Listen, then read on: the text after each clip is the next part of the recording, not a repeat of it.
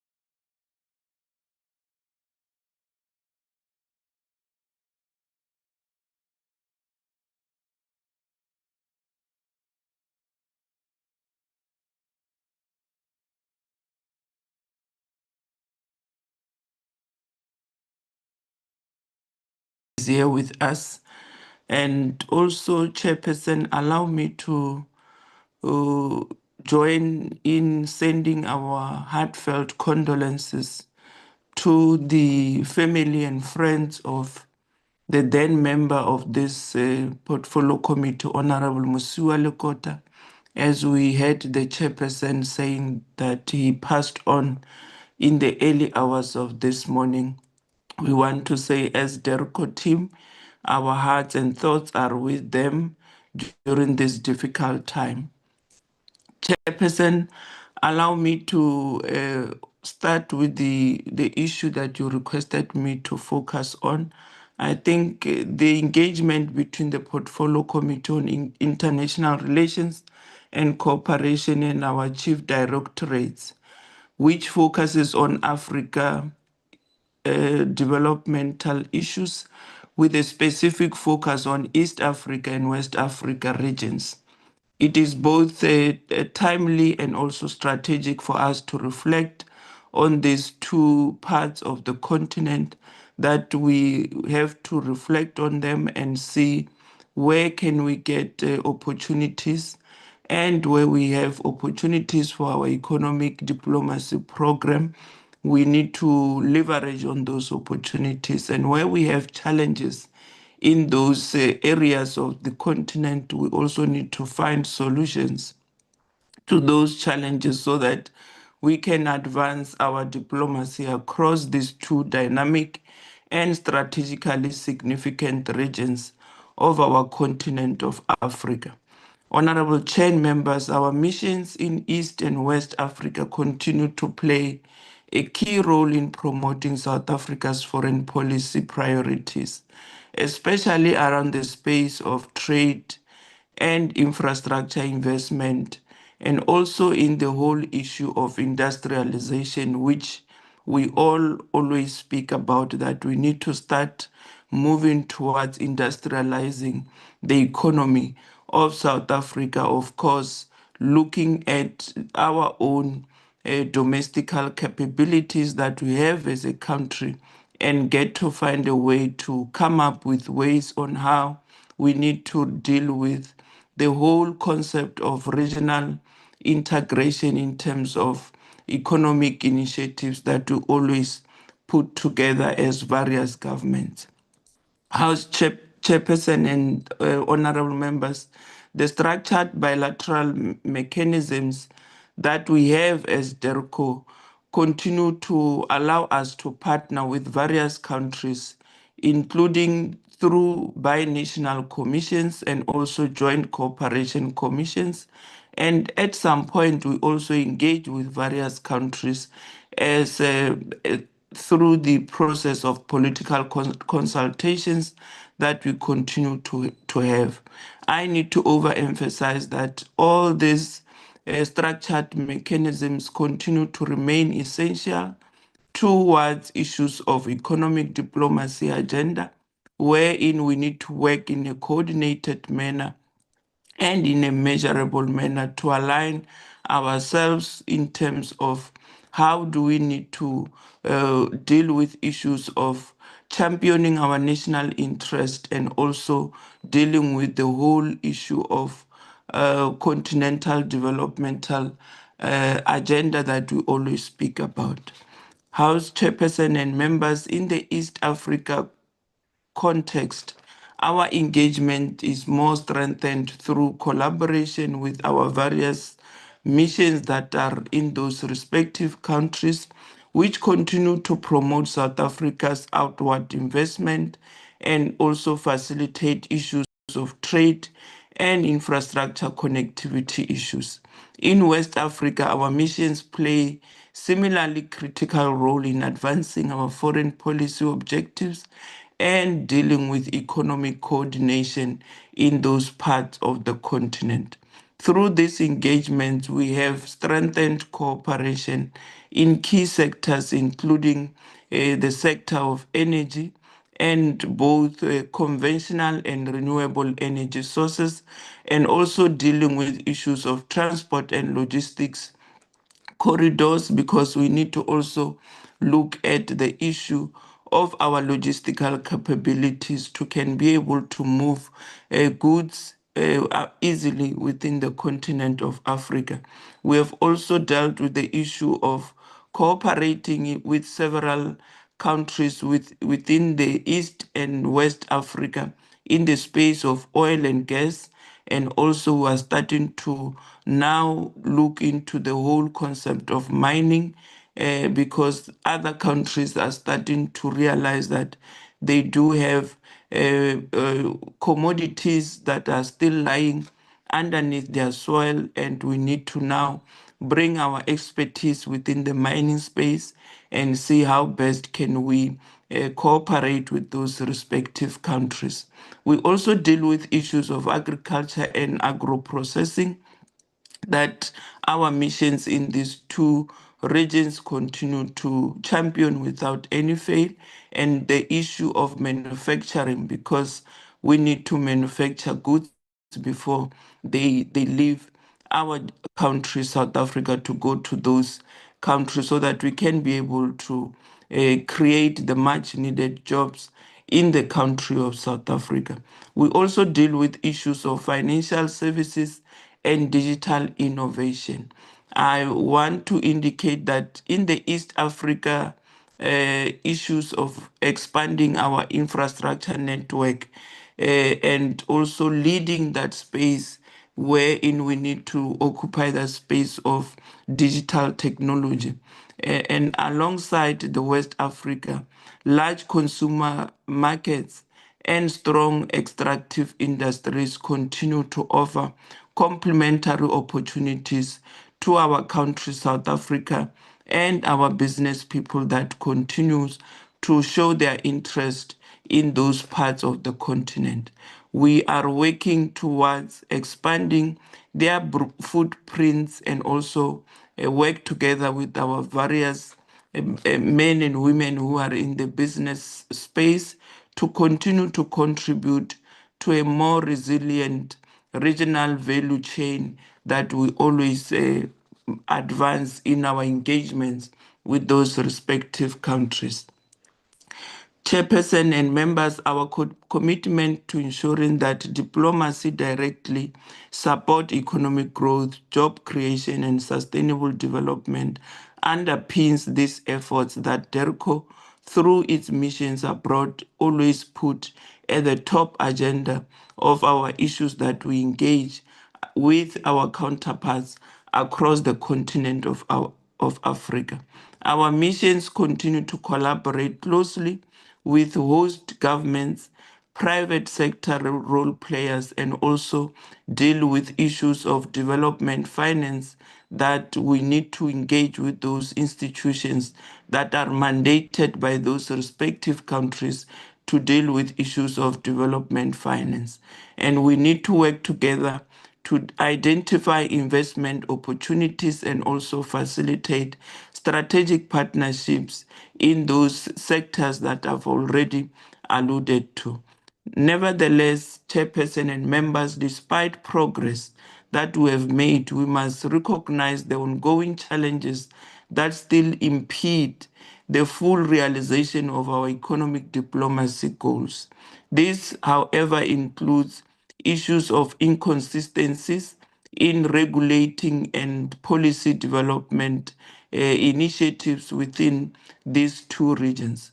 We have also realized that there are gaps in infrastructure financing mechanisms, and these are the issues that we are always bringing to the attention of our counterparts in this region.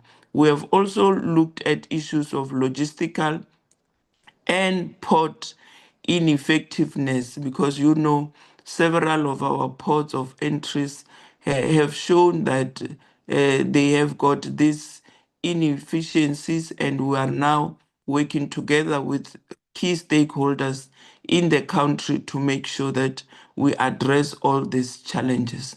Central to the challenges that are always raised with us within these two regions are the whole issues that has to deal with foreign exchange limitations in certain markets.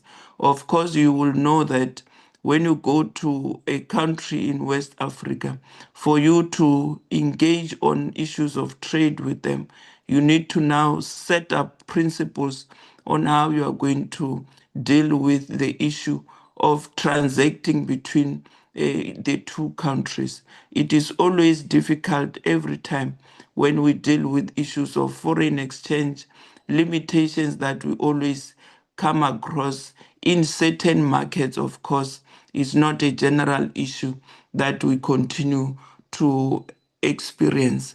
But Chairperson, I also need to indicate that I am not alone in this session this morning.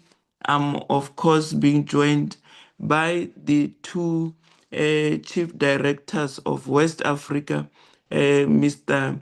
Nyameko Goso, who will then take us through the presentation, and also Ms. Kiva, who's also acting chief director for East Africa, to also take us through the presentations that they've made on behalf of DERCO technical team to really share whatever issues that they need to bring to the attention of the portfolio committee. Having said that, Honorable Chair and members, I want to hand over to your good selves, and I really appreciate the opportunity given to me to lead in this regard. Mr. Gozo, over to you if you are ready. Thank you much. Thank you very much, Deputy Minister. And good morning to all the honorable members of the Portfolio Committee. West Africa, yes. We have a presentation which will briefly talk to some of the issues and adding to what the Deputy Minister have already highlighted in some areas. We have focused on some of the key countries that we are having strategic engagements with in the West Africa region. Not necessarily that it means that we only deal with these countries in West Africa. We deal with pretty much all the countries in West Africa, but we wanted just to highlight the 4 countries that we deal with. Of course, honorable members, the West Africa region holds a significant strategic importance for South Africa, given its the region's economic, political, and security dynamics, which impact on South Africa broader African agenda policy goals. The region also represents a huge market, just over 400 million people. Expanding trade with the West African countries can allow and will allow South African companies to access new consumers and new market in all respects. Sectors like, as the Deputy Minister said, energy, telecommunication, mining, the financial services especially, because that gives us or South Africa access to a number of other avenues, especially infrastructure, is also very important for South African companies.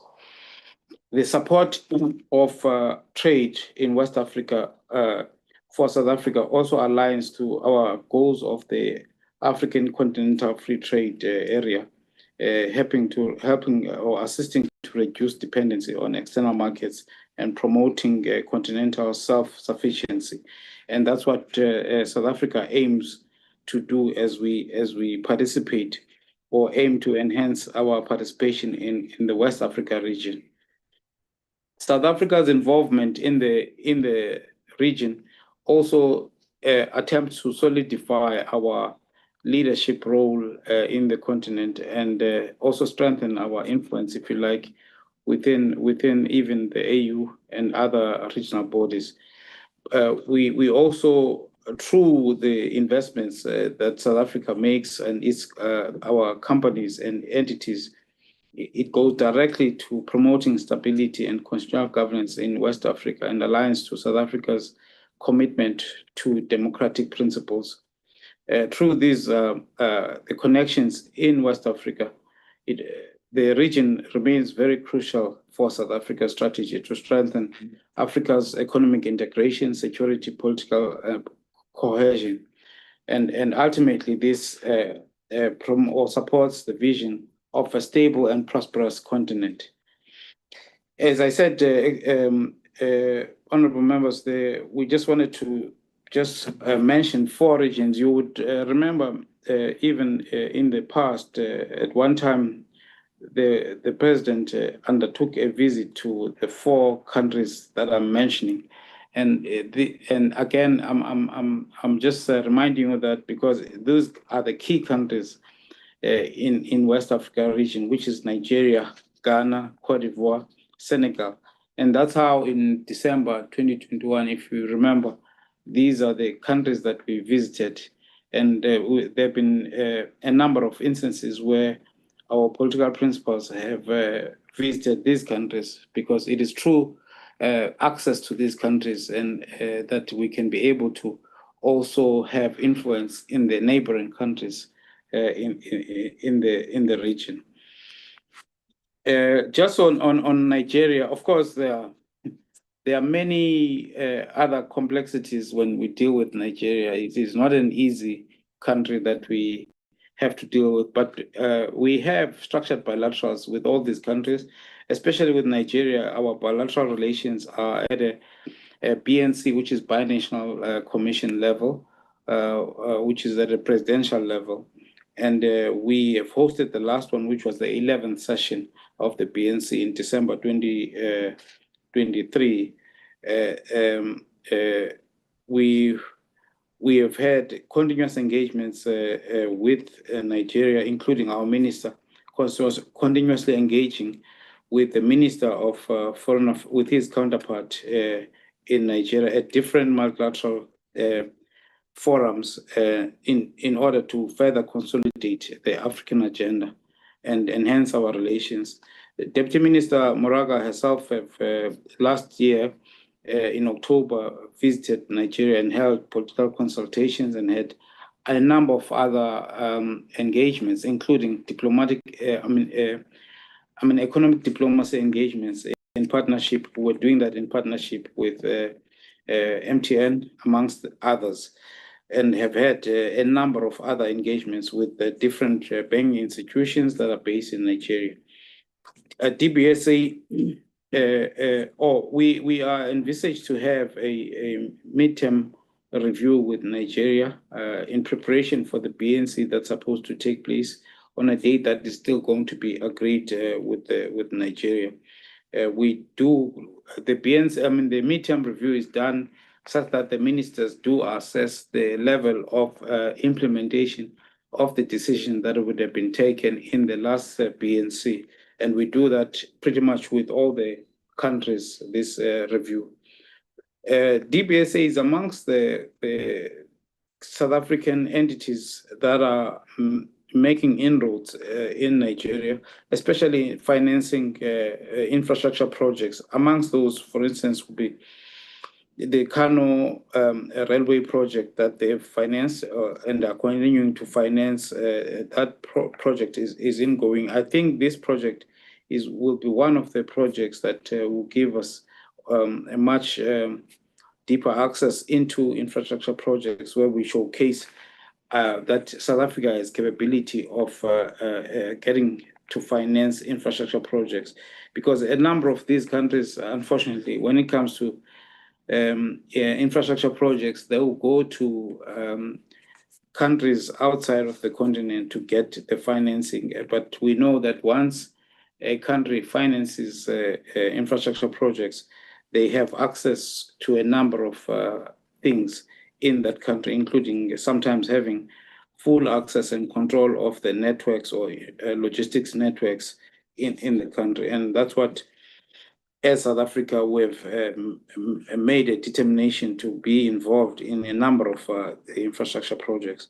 MTN continues to be one of the biggest telecom operators in Nigeria, and contributes a lot in the country's digital economy. Even though there are also a number of challenges that they face that we have to deal with. In most instances, some of the challenges that we end up intervening on, and as South Africa, when MTN and the other companies, not only MTN, of course, behind the scenes, we do a lot of work in order to make sure that a lot of these challenges are resolved. Stanbic, which is Standard Bank, a subsidiary of Standard Bank, has got and plays a strong role in Nigeria, especially in the corporate and investment banking and facilitating cross-border trade and investment flows in Nigeria, especially between South Africa and Nigeria. There are a number of other areas that we collaborate and we're doing in Nigeria, a number of companies. Of course, there's been a number of companies that have withdrawn in Nigeria. But what we see is that as much as some have withdrawn, but there are a number of new entrants and a number of other companies that are pursuing other opportunities. I think in the retail space, that's where we had to learn lessons, and that's where some of our companies had to leave and exit Nigeria, especially ShopRite and Pick n Pay is still there, but I think they are struggling because of the same challenges that Deputy Minister have raised, like regulatory environment, the ports, customs. All of those are things that are impeding on us making more inroads in countries like Nigeria. In Ghana, we have also our bilateral relations anchored on structured bilateral at a BNC level in Nigeria. The last BNC session was in March 2024. We are now in the process of preparing for the next BNC, which should be hosted by Ghana. And in that, there should be a ministerial midterm review, basically 2 foreign ministers who are supposed to assess the progress that has been made in implementing the decisions of the last BNC, as also senior officials. In fact, we have in the last 2 weeks, we have had virtual senior officials meetings assessing the review or reviewing some of the decisions and checking if all departments do follow up, and those that are not following up, seeing whether there are any things that or interventions that we can make. MTN also in Ghana, continues to be very active and expanding its access and drive in Ghana. We have not had challenges, even with the new government that have taken over. We have not had challenges. Of course, we have had challenges with the likes of MultiChoice and a number of other companies in Ghana, especially within, and even the next one, which is on the mining gold fields, are facing some challenges. But for the most part, our companies in Ghana, there are about more than 170 companies, South African companies, that are operating in Ghana. Overall, with the new administration or the current administration, some of the companies have enjoyed a lot of progress, or they're making a lot of progress, and things, especially in the mining space, is stabilized, and a number of our companies operating even in South Africa who are going to either consult or render services in Ghana. They go way more than 200 companies that are rendering services in the mining space in Ghana.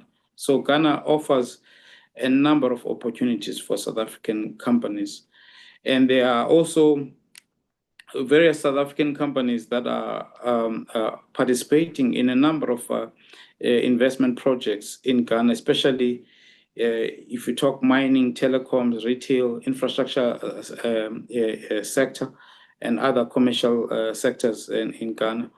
There's a lot of South African companies that are participating in projects that are worth over 1.2 billion, and that's approximately more than 161 projects that South African companies are participating in.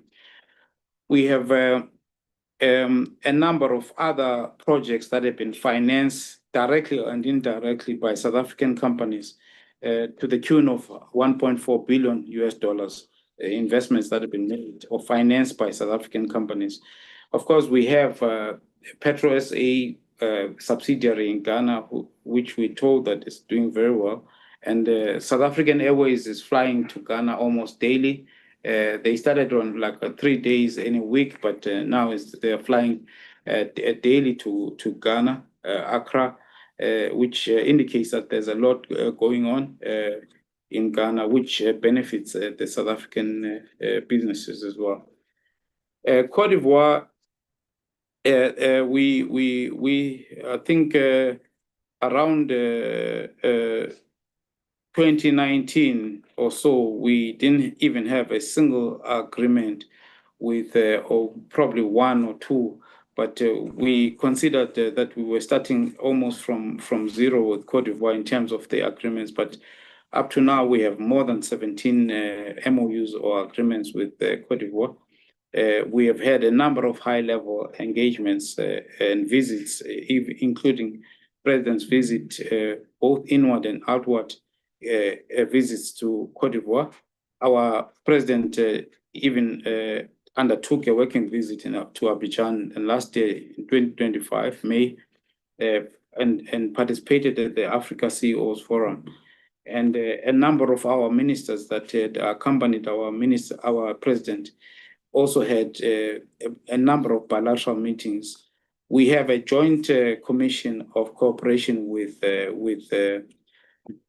Cote d'Ivoire, and also we are envisaged to have it a session this year on a date that's still going to be agreed upon. We also have MTN footprint in Cote d'Ivoire and is doing very well. I think after 2021 visit by our president to Cote d'Ivoire, the MTN managed to get even bigger access to the market in Cote d'Ivoire, including building its big headquarters in Abidjan, just outside of the airport. Our financial institutions like Nedbank, Investec, Sanlam also participate a lot in financing infrastructure projects in Cote d'Ivoire, and it's a very stable market. And DBSA, even beginning of this year, they've been in Cote d'Ivoire trying to explore further opportunities, and they've been financing some of the projects through intermediaries sometimes. And these are some of the positives that we have. We have a number of our financial institutions like Stanbic that are financing a number of other projects in Cote d'Ivoire. At some point, there was a challenge in Ghana of indigenization, and some of the companies that were operating in Ghana re-established themselves in Cote d'Ivoire.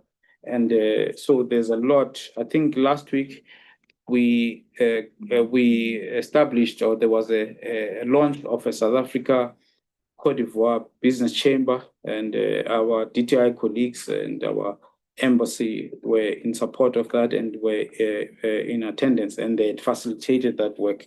So that we see that there will be a number of other positive spin-offs out of some of the efforts we've put in Cote d'Ivoire. Again, South African Airways is flying to Abidjan at least 3 times a week, and we anticipate that there may be more in terms of just the movement of people and business people to Abidjan or to Cote d'Ivoire.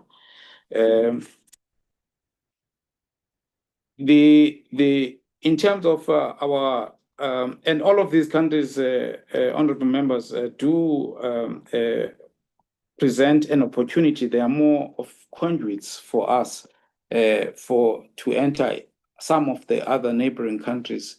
So we may be talking just to these countries, but there are other opportunities of focusing on some of these countries because they are conduits to investment opportunities to the neighboring countries. Senegal, we have had structured bilateral sessions with at a ministerial level, which is called the Joint Commission for Bilateral Cooperation with Senegal. We have had a high-level visits. Even last year, we had our Deputy President visiting Dakar and participating in high-level engagements in an event which was organized by the government of Senegal.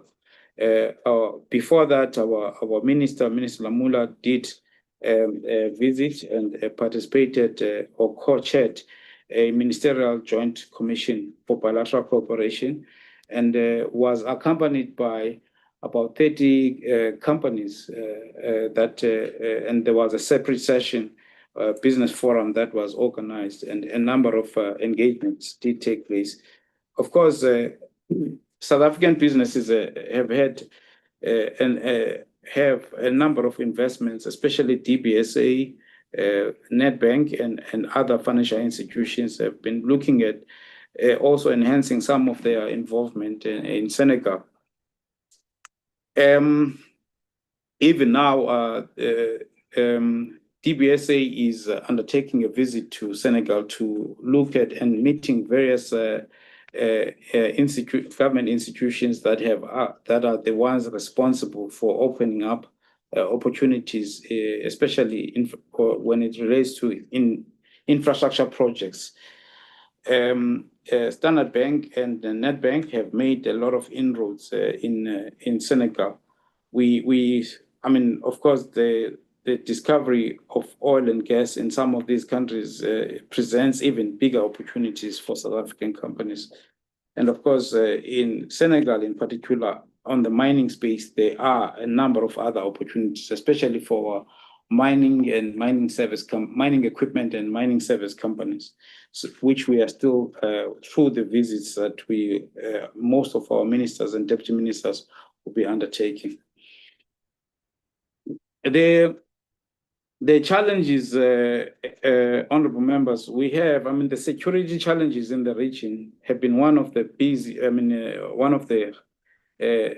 concerns, and especially for South African interests and business interests in the region. The coups that have taken place, of course, and complex diplomatic engagements, especially with countries like Mali, Burkina Faso, Niger, and to some extent Guinea, or even though Guinea have had elections and there's a new president, but these countries remain, it remains very complex to deal with them, especially because of the stance of the AU. At some point, there was some conflicting messages that we were getting, because these countries were banned by ECOWAS, which is the regional body. They exited the regional body. The same countries within the same region had accredited their ambassadors or appointed ambassadors back to these countries. So, and South Africa have taken that position as well. The political goodwill in some of the countries in West Africa has not been fully translated into economic opportunities that can be translated into real benefits for South African companies.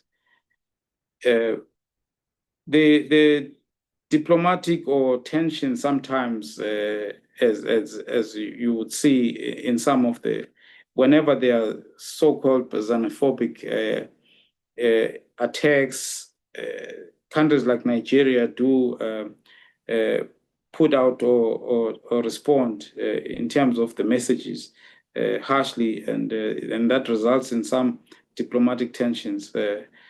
So these are the things that we have to deal with all the time.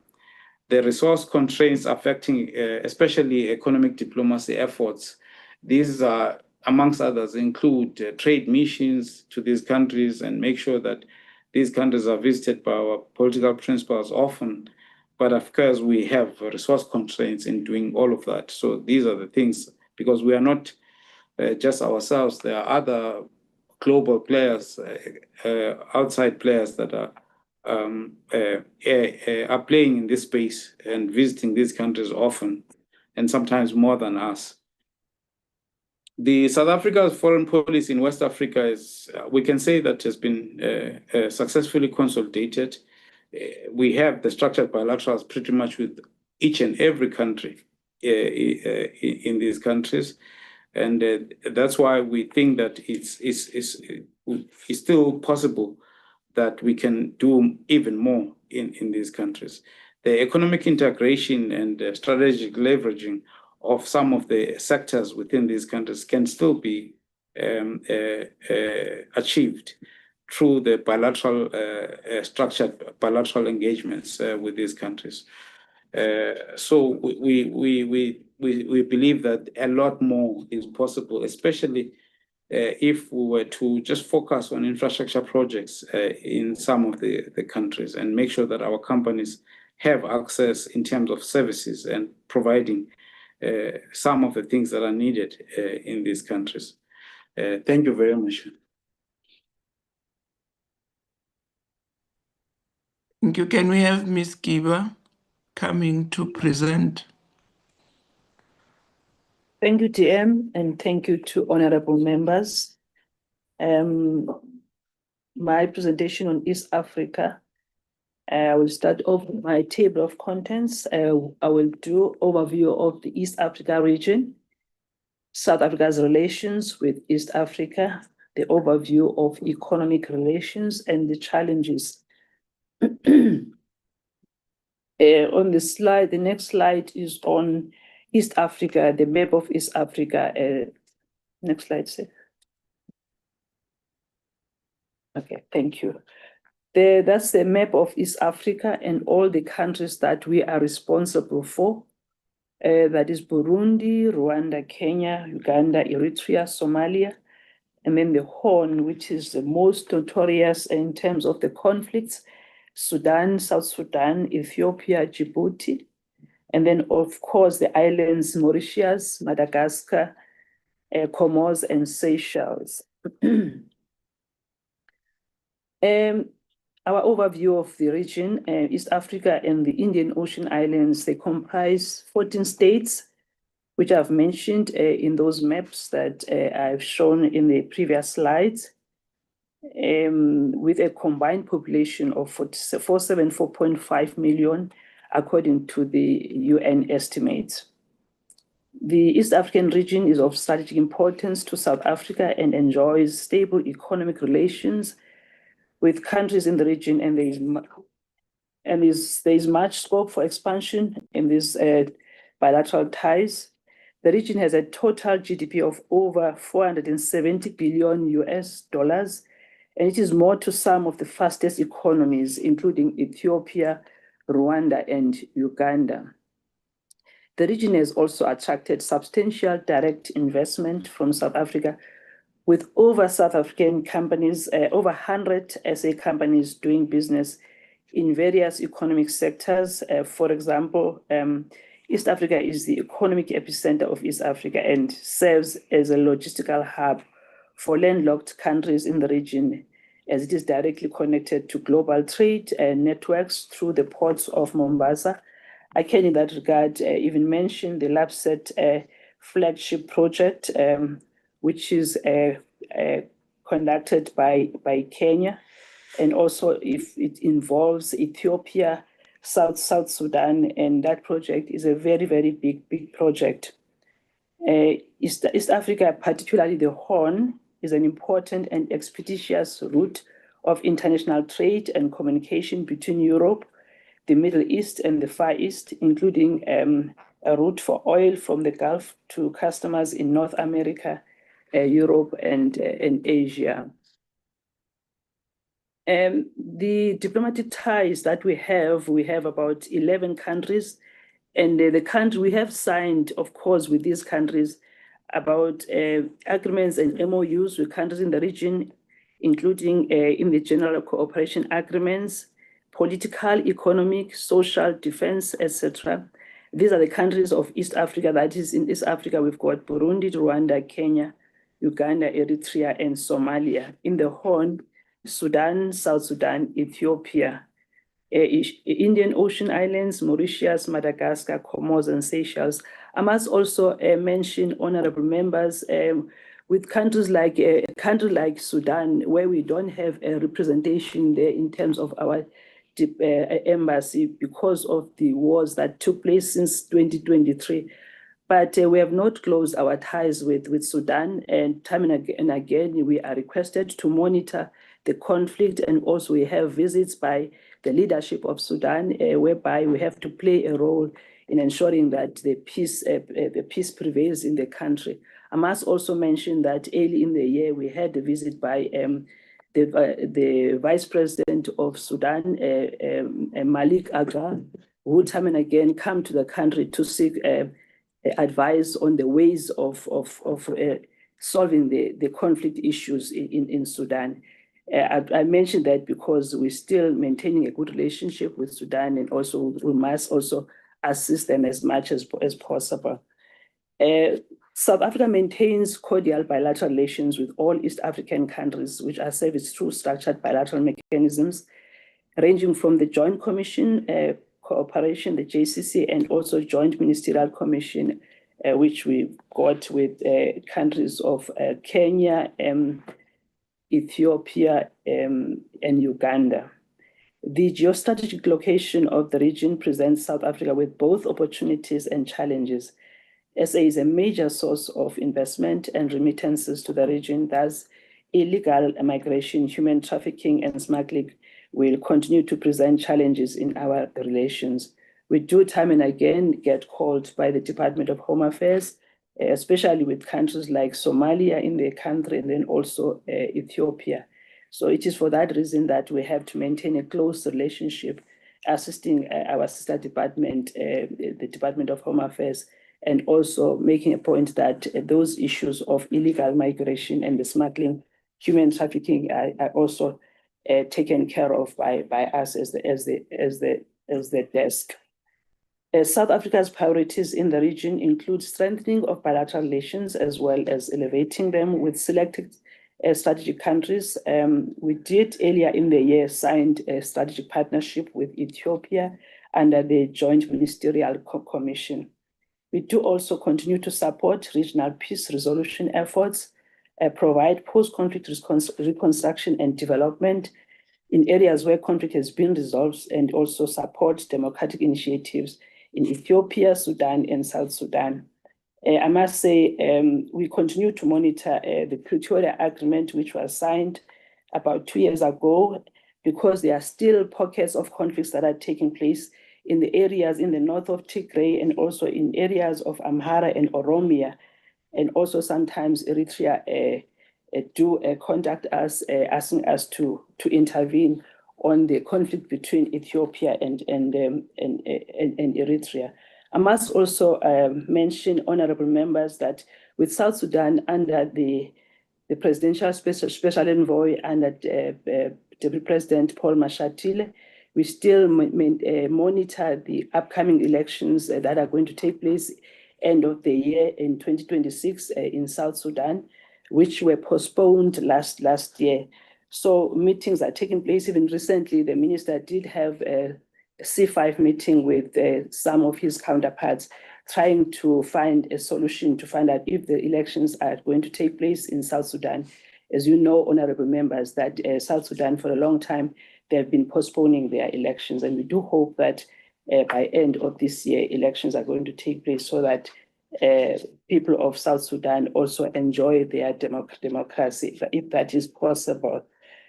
On the relations with East Africa region, we do have a lot that we benefit. It's not only a one-sided relationship.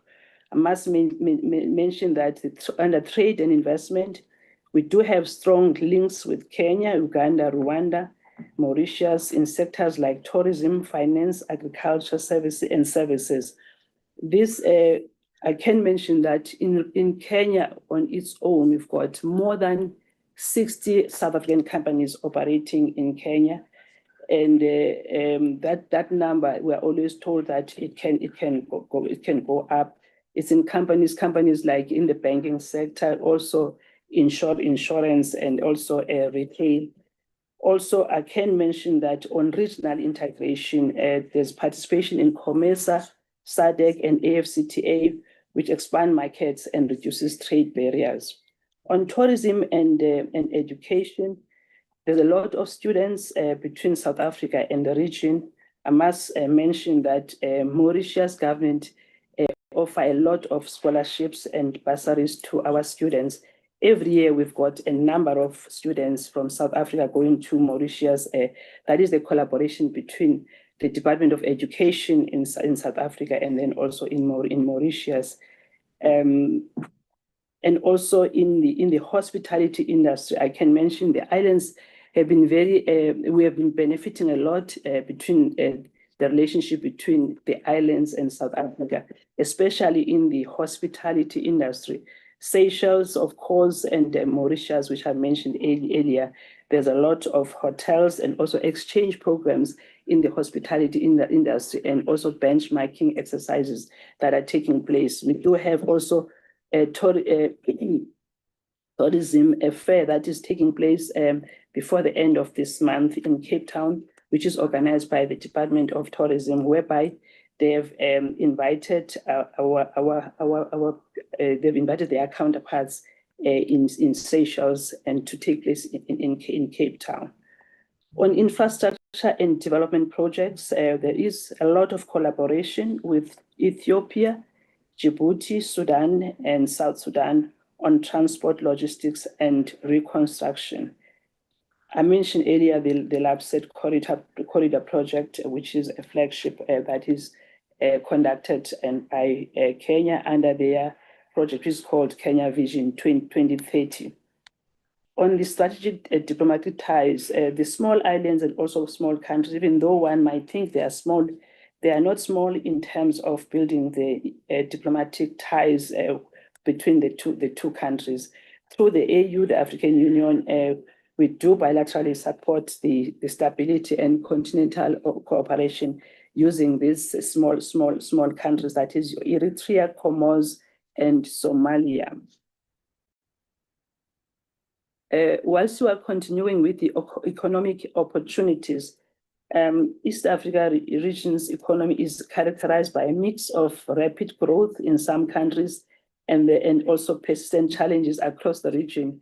As I've mentioned earlier, because of the challenges with the wars and also conflicts that are taking place, that's where you find out countries like Sudan, South Sudan, and then also Somalia, and also, of course, the external forces that also interferes with the economy of the countries. That's where you find out there are challenges in the region.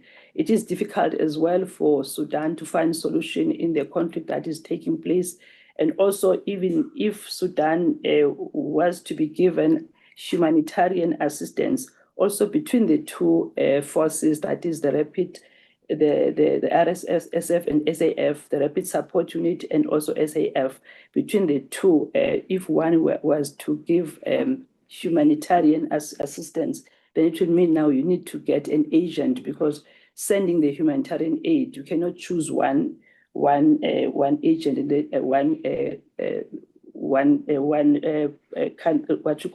between the two parties. You can't give one party and then leave out the other party. Hence, you need to have an agent to find a way of distributing those humanitarian aid. But I must mention, of course, that our ARF is trying to find a solution on how they can assist Sudan on the issue of humanitarian aid. The region is one of the fastest growing areas in the continent, and it provides increased market opportunities for South Africa. The economic growth is estimated to rise in 2026 as the region contains significant mineral and energy resources, including oil and gas, as it enjoys a positive and growing balance of trade in the region. I must mention that in South Sudan, the oil block that is maintained and also monitored by the Department of Minerals and Energy is doing well in that space. Kenya, Ethiopia, Rwanda, and Uganda's strong economic growth is driven by factors such as government-led industrialization efforts, infrastructure investment, and diversified economic bases. Ethiopia's flagship airline and airport are also geostrategically located and dominant in the African continent, key for cross-continental connectivity.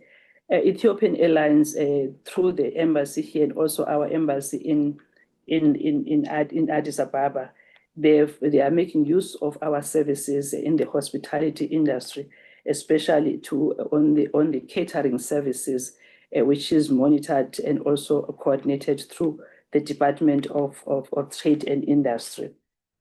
A huge tourism potential in countries like Kenya, Rwanda, and Ethiopia.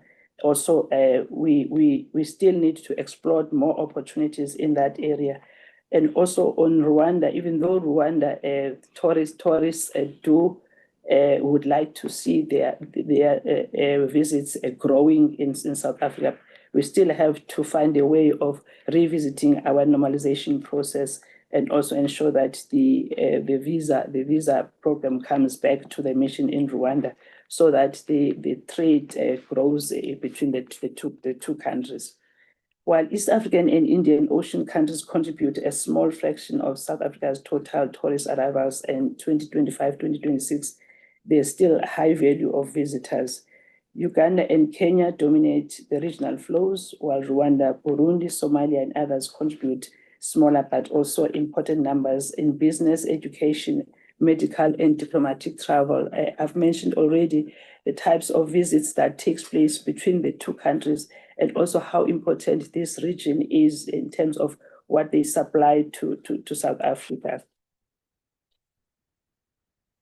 Of course, any relations that happen between the two countries, the country and the region, nothing goes smoothly. Honorable members, will still, where there's business, we still experience challenges.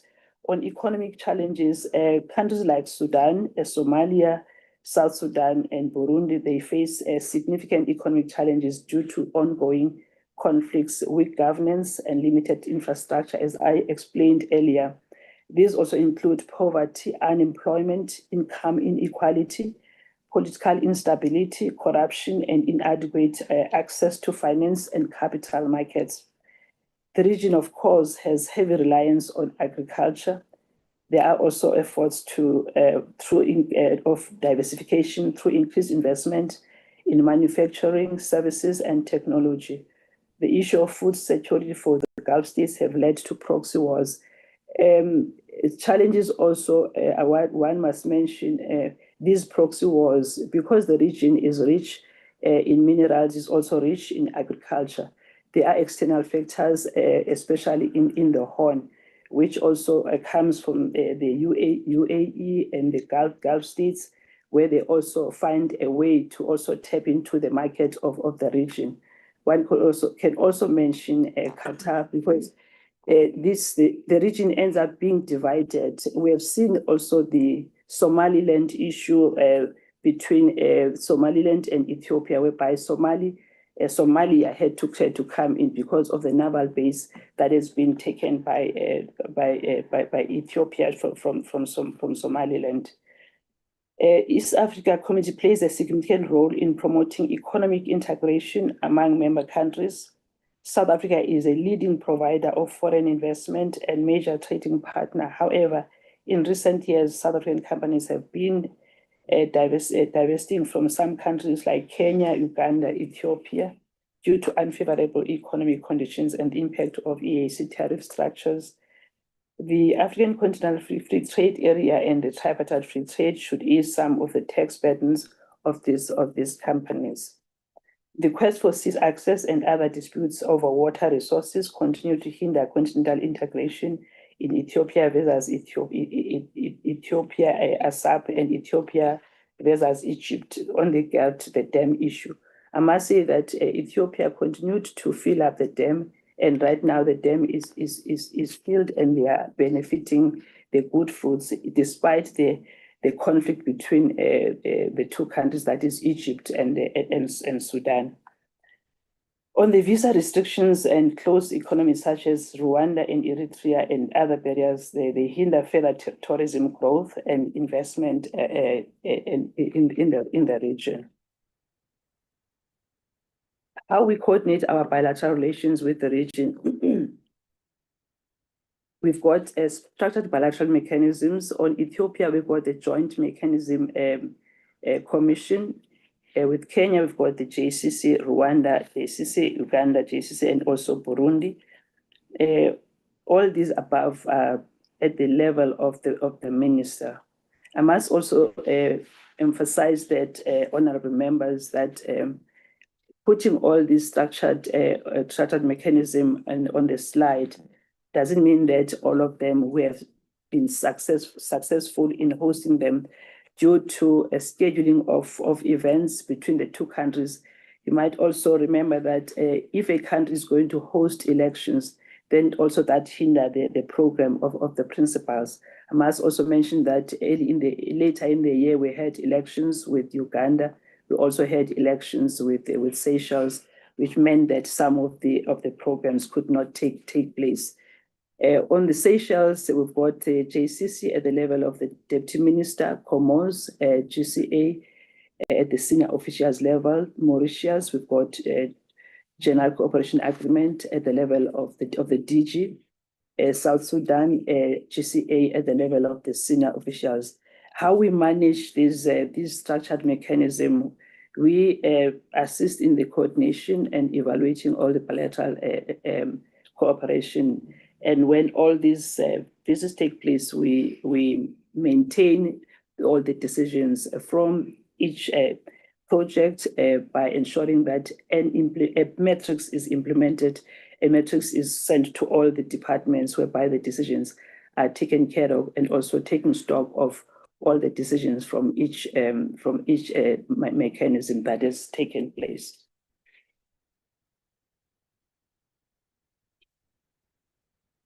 During the current financial year, which is about to finish, we had a high-level visit by the Deputy President, Paul Mashatile, to South Sudan, which is an ongoing because of his role in ensuring that the issues in South Sudan, that is the journey to the elections by end of the year, ensuring that all the parties adhere to the revitalized agreement, ensure that there's a state of readiness in the country.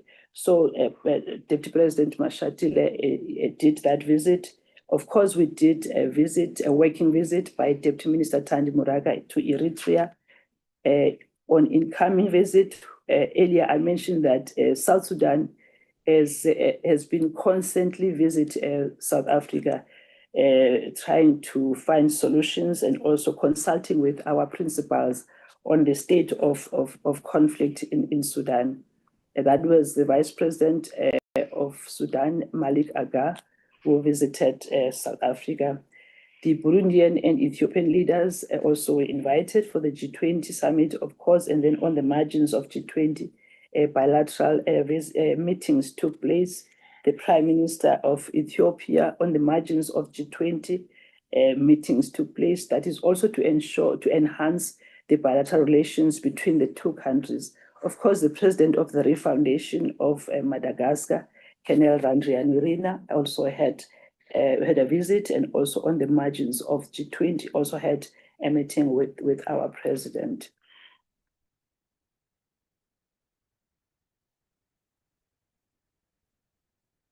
Now, with regard to Indian Ocean islands, what we can mention, honorable members, is that we maintain a strong relations with countries of the Indian Ocean islands.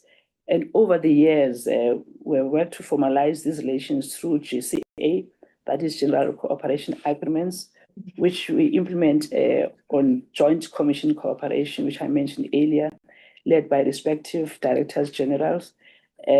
South Africa has maintained regular senior officials at midterm and midterm review meetings to assess and monitor progress of implementation of agreed upon decisions and plans with Seychelles since 2018. The general cooperation agreements with Mauritius and Comoros were recently signed in May and September 2023, and diplomatic consultations with Madagascar were signed as well in 2018. What we are doing right now is to service those agreements and also taking stock of those decisions and ensuring that we implement the decisions of those agreements. The trade between South Africa and the Indian Ocean island states has steadily increased over the years, supported in part by the geographical proximity. There remains significant potential to further expand and diversify these trade volumes. The islands offer significant potential in infrastructure development and the agricultural sector, as well as tourism. South Africa is also the largest single investor in Seychelles in property development and the tourism sector. I've mentioned earlier, honorable members, the services that are being offered in the hospitality industry as per tourism sector, and then also the Department of Education with the exchange of scholarships, and then also students between South Africa and also the islands, in particular the Mauritius. Of course, political stability in Comoros and Madagascar, combined with weak state institutions, continues to present significant challenges for South Africa and the wider region. The recent unrest, as you may recall, honorable members, in Madagascar, culminating in the removal of President Rajoelina's government and the country's subsequent suspension from the African Union, has further undermined regional stability. South Africa has engaged Madagascar bilaterally and through its chairship of SADC to urge the country to return to democratic rule. As you may also recall that right now we are chairing prematurely the chairship of Madagascar before we can formally chair ours by end of the year in August. As right now we are talking, we have a ministerial that is taking place, the senior officials. So we are chairing because of what has happened in Madagascar. 68 South African companies are based in these islands in various sectors. Our relations with the region, in as far as Kenya is concerned, we have about more than 60 companies, that is 70 right now, operating in Kenya. We are investing in various sectors in the financial services, insurance, real estate, food and beverages, pharmaceuticals, warehousing, security, energy, entertainment services, and hospitality sectors, among others. Most South African companies prefer to buy existing ventures instead of starting up from scratch. And from these leading ones, we have Standard Bank, Absa, Nedbank, Sanlam, Liberty, Imperial Logistics, Woolworths, Mr. Price, Coca-Cola, Subco, Sanlam, Momentum, Metropolitan, MultiChoice, MTN, Biobeb, and then etc. I must say, Kenya is one of the leading countries with South African companies in most sectors, and we need as a business unit to go further in ensuring that we monitor and also ensure that we have good relations so that those companies don't experience problems. Of course, there is no business that goes smoothly with no challenges. That is why we are there to ensure that we ensure that there's good relations between the countries, South Africa and these countries. We are the top five sources of Kenya's foreign direct investment, including the US, United Kingdom, France, and Mauritius in terms of the values. About South Sudan, honorable members, there's been an escalating violence of conflicts since 2025, which has intensified even now in 2026, as we are now talking. Earlier, I did mention about the C5 that took place under our chairship. The Deputy President has also engaged the South Sudanese government on the peace process in his capacity as the Presidential Special Envoy on South Sudan. Well, it is further anticipated that engagements will be undertaken to ensure that the country implements a ceasefire and also initiates a dialogue to ensure a lasting peace under a democratic dispensation. The regional stakeholders are also key to support peace efforts. We still don't know what will happen, especially with the vice president in opposition, who's still under arrest and also still serving the case. There's still no solution on him being behind bars, which is something that is worrisome to the region in as far as the elections that are supposed to take place end of December. We support the implementation of the Revitalize Agreement, and also with the coming elections, we will be able to assist should the elections take place as a normal practice. We also support the implementation of IPSA project on poverty alleviation. Despite these challenges, honorable members, South Sudan it remains a promising prospect and potential major economic player in East Africa. Additionally, the country has a liberalized economy, a strong natural resource base, and commitment to the private sector by the government.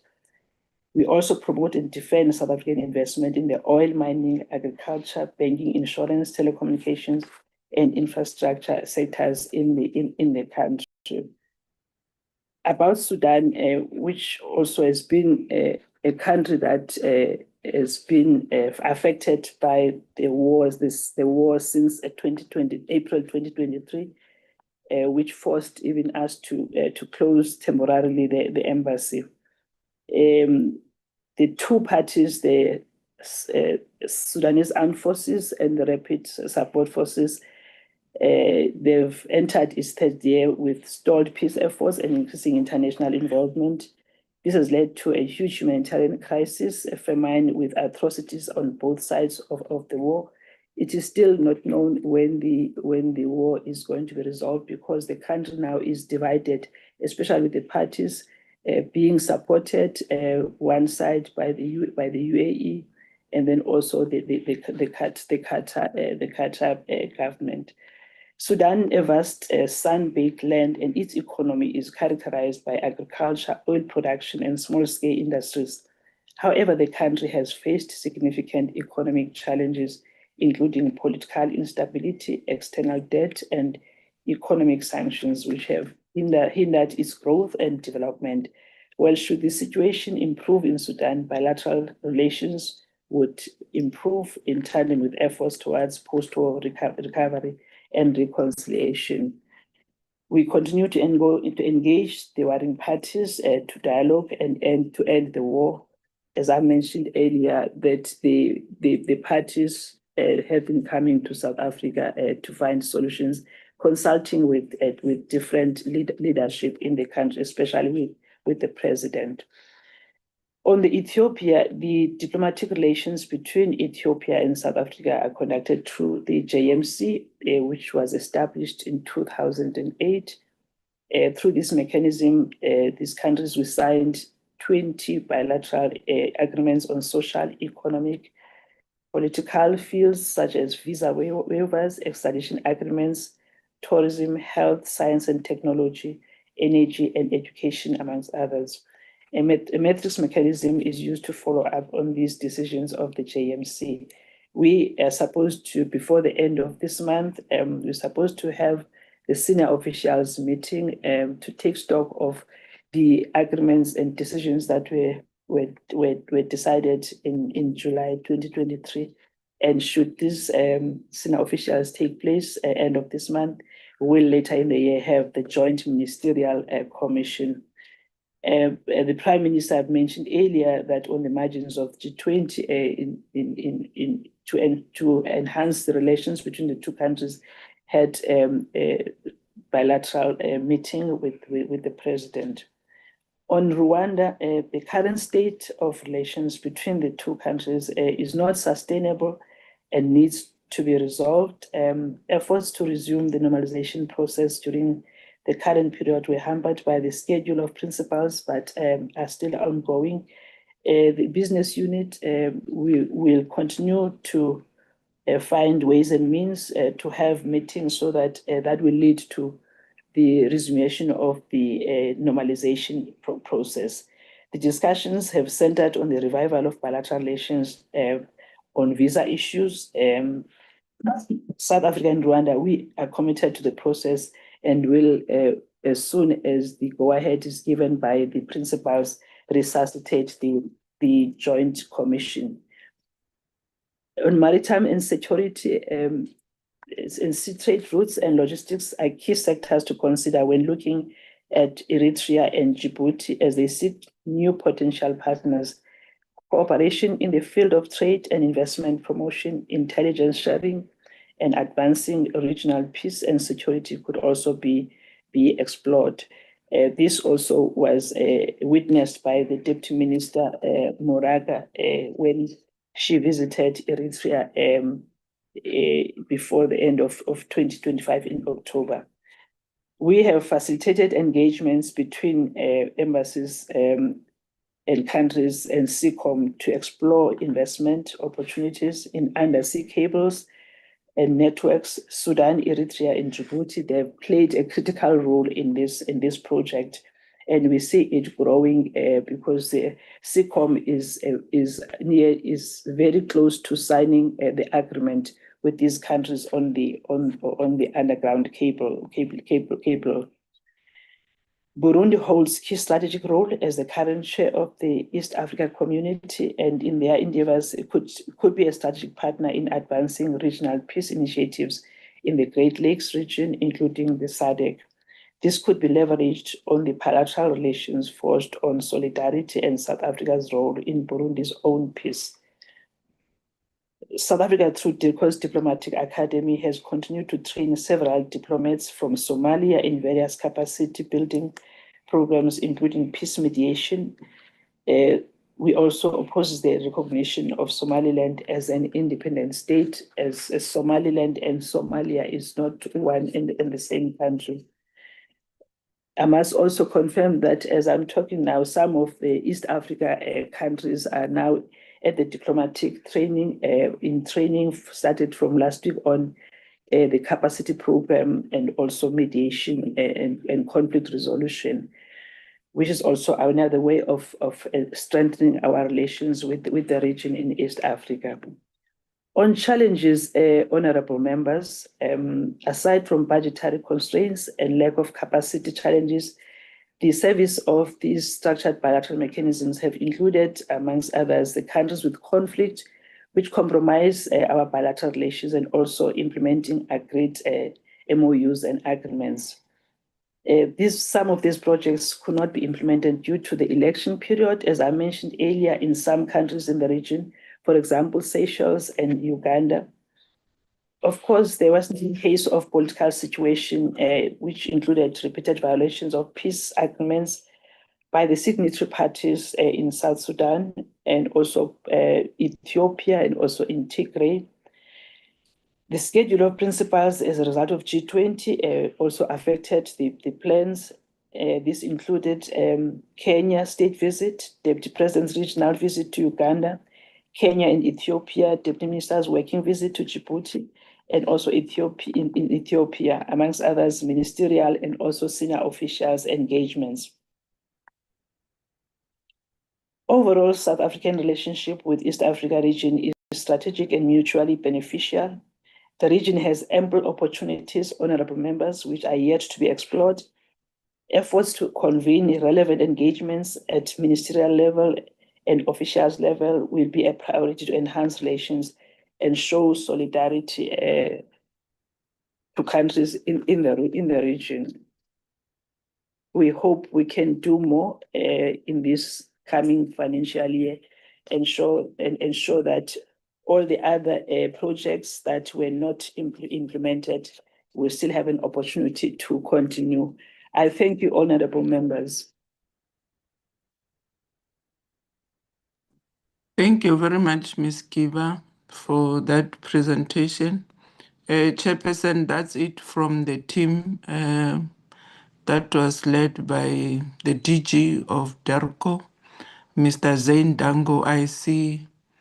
We also have Mr. Munyela Clayson, who's the DDG, who has also joined the meeting.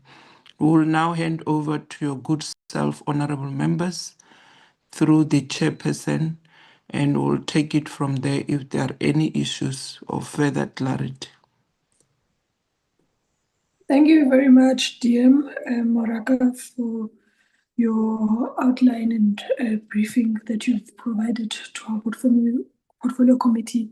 And thank you also to the team of DERCO led by the DG on the insightful presentations which you have brought before us. Without wasting any time, I will now take hands so that we can deliberate on the reports which we've just presented. I've noted Honorable Litchfield, Honorable Smith, Honorable Mhlongo, and Honorable Muela, and then Honorable Wangwa, and lastly, Honorable Douglas, in that order. Thank you, Honorable Litchfield. The floor is yours. Thank you, Chair. Litchfield Shabalala. I have two surnames. Thank you to thank you, DERCO, for a very lengthy presentation. I want to kick off by just saying it's very hard to deal with our foreign policy, South Africa, when you are a Pan-African, because we have a foreign policy that takes this continent as though it is fully liberated and not just independent, because we are not fully liberated. So it becomes very hard. You then come across as this person that is angry, that does not want peace, that does not want progress. And I'll give you examples. A statement was made, we are amongst the top 5 foreign direct investment sources for Kenya. I want to ask, who's we? How many Africans are benefiting from that FDI? How many African companies are part of being that source of FDI to Kenya? It's over 30 years of the so-called freedom of South Africa. We have a department dedicated to developing small and medium business. We have DTI, they should be working together. We should have produced at least 1 or 2 that we say, these are African-based companies. These people came from dust, from nowhere. These are the people who've benefited in the last 30 years, and these are companies that can hold their own in SADC, let alone in EAC and in ECOWAS. So that statement just breaks my heart. It does not make me happy because I'm interested to know of the South African companies, who are those that are one of that top 5 source of FDI for Kenya. Then let's talk the banks that we are also promoting into the region. These banks are not South African. I don't know why we even call them that. They are headquartered here. They are not South African banks because the only stake we have, for instance, in ABSA through the PIC, it's 13.9%. In Standard Bank, it's 14.5%. Nedbank, it's 15.8%. Capitec, it's 15.5%. FNB, the First Rand Group, it's 16%. So it's the crumbs at the table. We are happy that the PIC has those crumbs at the table. Therefore, we can parade these banks in the continent as South African banks. It breaks my heart again. I don't know what we are doing as South Africa. Then let's look at Goldfields that we are also selling to this continent. Yes, it was founded here in 1887 and it has maintained its headquarters here. But it's a global, it's a multinational corporation. It's a white monopoly company. I mean, honestly, that's why I say you sound like you don't have peace. You sound like you don't want progress. You sound like you're not embracing the efforts that DECO is doing. But how are you happy as a Pan-African or an Afrocentric when you listen to a presentation that's given to you as though it is Africa in the next 100 years? Everybody's free, everybody controls the economy, every African controls its mineral resources, and we all know we are not there. So we are actually using South Africa to recolonize the continent. That's how we are interpreting this from an MK perspective. And then we can't embrace the IS countries, that is Burkina Faso, Mali, and Niger, because of military dictatorships. Again, as if we do not know the history of those countries. If you tell those countries now to go to elections in 4 months, a candidate that is funded by France will pop up and they will I'm looking for the English word, everything that they have fought for in terms of their revolution to be where they are now is going to it will be redressed. It will regress as it happened when Sankara died and Blaise Compaoré came and took power. And he just reversed, that's the word I'm looking for. English is not my first language. Blaise Compaoré reversed everything that Sankara did, including gender equity, by the way. Now they are starting afresh to promote all those progressive policies that Sankara had. And we are telling them, oh, sorry, we cannot embrace you because it's military governments. Even if they are telling us this is what was necessary for us to cut the umbilical cord between France and us, because France never left these countries. Why do we pretend that we don't know? They maintained the military base there. They were training the defense force. They had a stake in everything that happened. Candidates that popped up were ones that France wanted. So why do we deal with them as if we don't know the background? DECO. And then we have a nerve, DECO, to say we can't embrace those countries, but we can deal with Rwanda. Rwanda that owns M23 that we were fighting against in DRC. We have not read a report by the United Nations called the Mapping Report on DRC, where both Uganda and Rwanda have been indicted for the atrocities they are committing. At least Uganda admitted for them it's timber and they are paying. We haven't even gotten there with Rwanda. So if we can deal with Rwanda just because they went to elections and they popped up, elections we even know that in Rwanda are also micromanaged. I mean, Kagame hits against anybody that stands in opposition against him. So what is this two-facedness that we are implementing here? It's, again, as a Pan-African, you look at this and you're just like, is the government in South Africa really African? I mean, where are we? And then the countries in West Africa, obviously, it was one of the challenges. It's hard to deal with them because of political goodwill. Yeah, it's countries that are not scared to say this is what we want. Why are we scared to say this is what we want? South Africa seems to be at the behest of multinational corporations. We can't even decide what we want because whatever we want has to fit in with capital flowing and FDI flowing, and we have to please everybody, including white South Africans that live here. White South Africans who live here claim to be African, and if they're African, they should be Pan-African. And if they're Pan-African, they should want the goodwill of this continent. So I don't know why we are scared. Why are we tiptoeing around issues that as a country, we should be standing up? Our songs in the camps, as a person who was in the first MK, were never about the liberation of South Africa. The majority of our songs were about the liberation of Africa. So is this how we are liberating Africa? By allowing multinational corporations of South Africa to recolonize them again.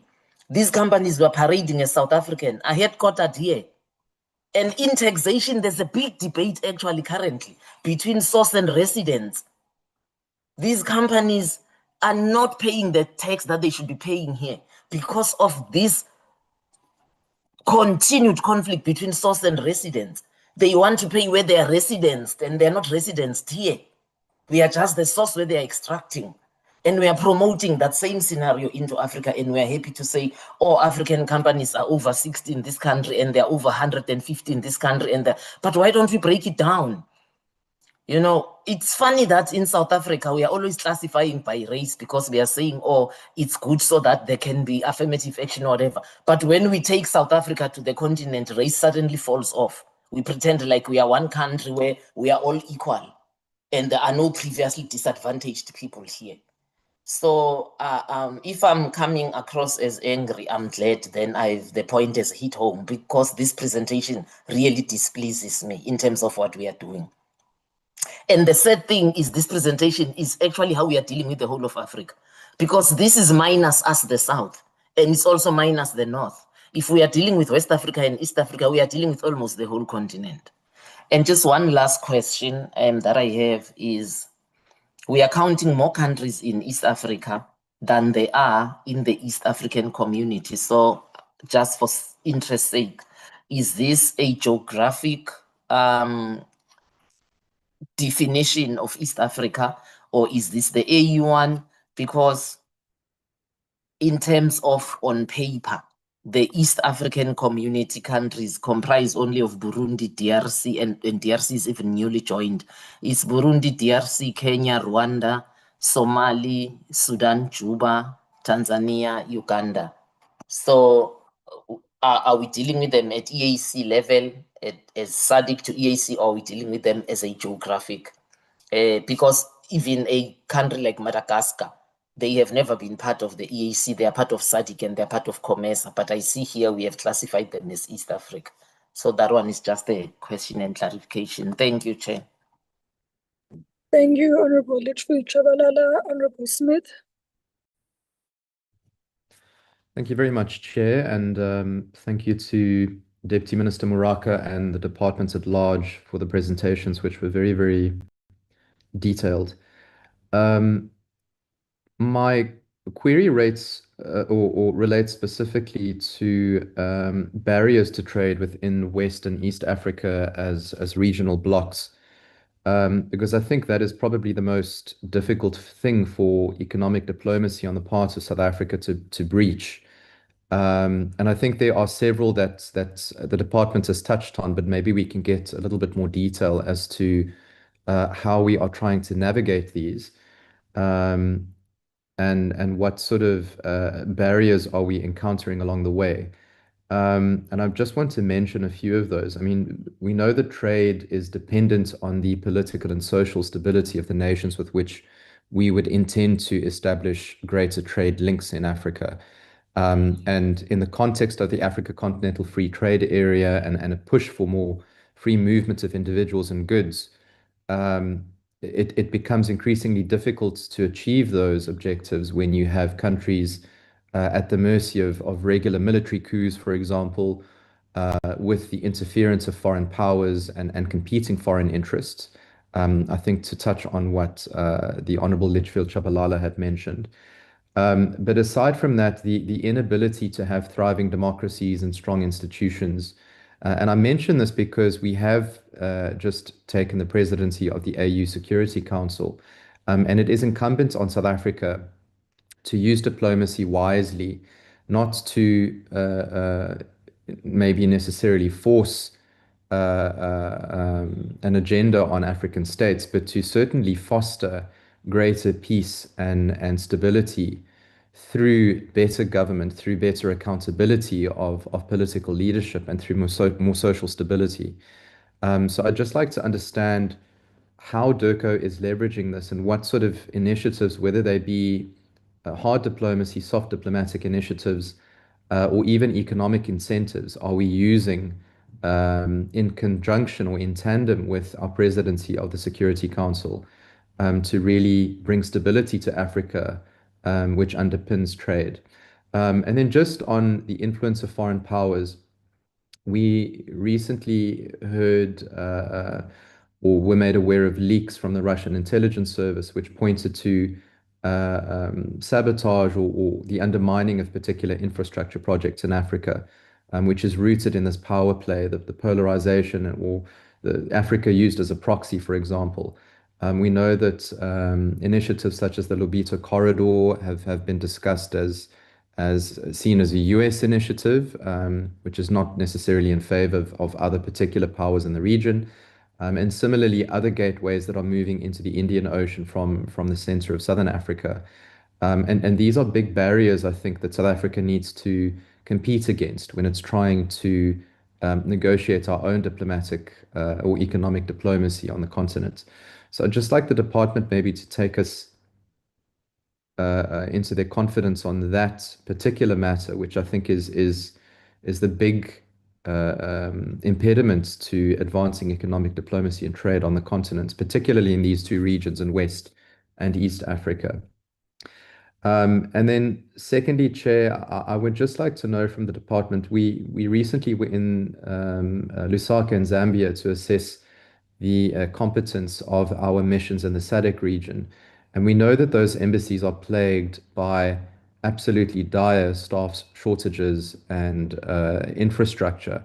The ICT issue has been mentioned time and time and time again by embassies around the world. And I mean, you know, if we can't even get functional phone lines or internet access, it's almost impossible for us to embark even on a consular service mission, let alone a trade mission. So I'd like to know what the status is of our embassies in terms of their capacity, the sort of bread and butter of embassy operation, what the bottlenecks are there, and what the department is doing to capacitate those officers and provide the necessary infrastructure for that trade or those negotiations to take place. And Chair, just a final issue as well, maybe that the department can touch on, is the influence of cyber attacks and I would say maybe issues that are outside of our control within our foreign missions, but that we need to be aware of. So the attack of our IT infrastructure, I mentioned cyber attacks, freak events such as global or climate change as a result of global warming, which may affect agricultural trade, for example, in certain regions. And how are we sort of assessing or providing a risk assessment of those countries in terms of how they may provide shocks in trade going forward, if the department is just aware of that. And I will leave it at that. Thanks, Chair. Thank you very much. Jonathan Smith, Honorable Fellow. Thank you, Chair. Greetings to you, honorable members, and the DERCO team led by Deputy Minister and the people of South Africa. Let's first pass our sincere condolences on the passing of a former member of parliament and the leader of COPE, Mr. Musiwa Lekota, to the Lekota family, the COPE family, and the people of South Africa, and also maybe the people of a Free State province, as he was a former premier there. We must really pass our condolences and take the opportunity, Chair, to condemn the illegal aggression of the US and the Zionist state of Israel in Iran, and the subsequent killing of the supreme leader of Iran. All peace-loving nations should really call out the US and the Zionist state of Israel for what they are. And we hope and we pledge our unwavering solidarity to the people of Palestine, and really hope and Iran, and really hope that the people of Iran win this fight. Now, Chair, the presentation from the Deputy Minister, for me, the way the presentation on West Africa is very problematic. It seems like DERCO is only focused on the 4 countries. I think the presenter even tried to defend himself that no, there's other groups. It's just that we'll only focus on the 4 strategic countries. I'm not sure why that decision was taken by DERCO. Perhaps we should be taken into confidence as to why you deliberately excluded all the other West African countries, especially the countries in the Sahel region. And I'm in agreement with Honorable Litchfield Chabalala. Perhaps we are doing this because you have taken a silent stance as DERCO and as the country, and you don't want to inform us as a committee that you will not be implementing foreign policy of South Africa in the Sahel region for reasons known to yourselves as a department. Please take us into confidence, Deputy Minister. Why is it that this presentation, as when DERCO was preparing it, perhaps they presented it to you as as one of the political principles? Why will they deliberately exclude the countries in the Sahel region? Since these countries have been excluded, I will propose, Chair, that the report on West Africa, we then hold it in abeyance and wait and ask for DERCO to come back at our next meeting to present on West Africa and include all the countries of West Africa on how we're implementing foreign policy of South Africa in West Africa and how we're benefiting from this Sahel region. Because I can tell you for free, we can't ignore countries like Burkina Faso, Mali, and Niger. Look at Burkina Faso. There's huge construction happening there. But sadly, that construction, even if we get into that space, the beneficiaries are going to be these colonial white monopoly capitalist companies that we have seen have been consistently operating. If you check, for an example, in the telecommunications space, MTN is all over Africa, and we're promoting MTN.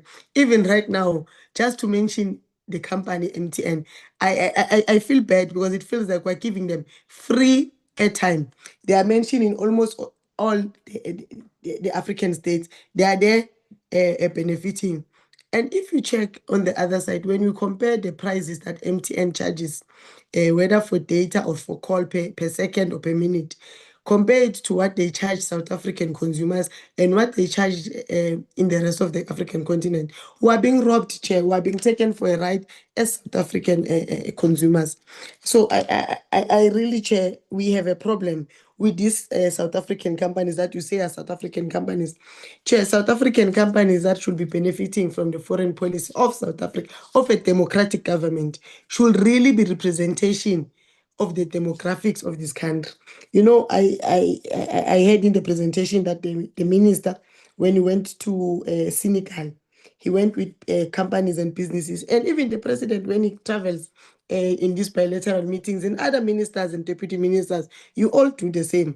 These companies that you elect or select to go to accompany you to these different parts of the world, how do they get to be selected? If you can just outline the process, a minister or anyone from there, if they can outline for us that whole process that they use to select these companies that accompany, whether it's the minister, deputy ministers, or the president in these bilateral meetings that they have in the other countries, so that we can take this information, we share it with other entrepreneurs, we share it with other small businesses that have an interest in entering this market. Because clearly, it looks like, I don't know how these companies are selected to participate, and how then are we going to open the space and allow for more companies and more entrepreneurs to have access to such opportunities as well.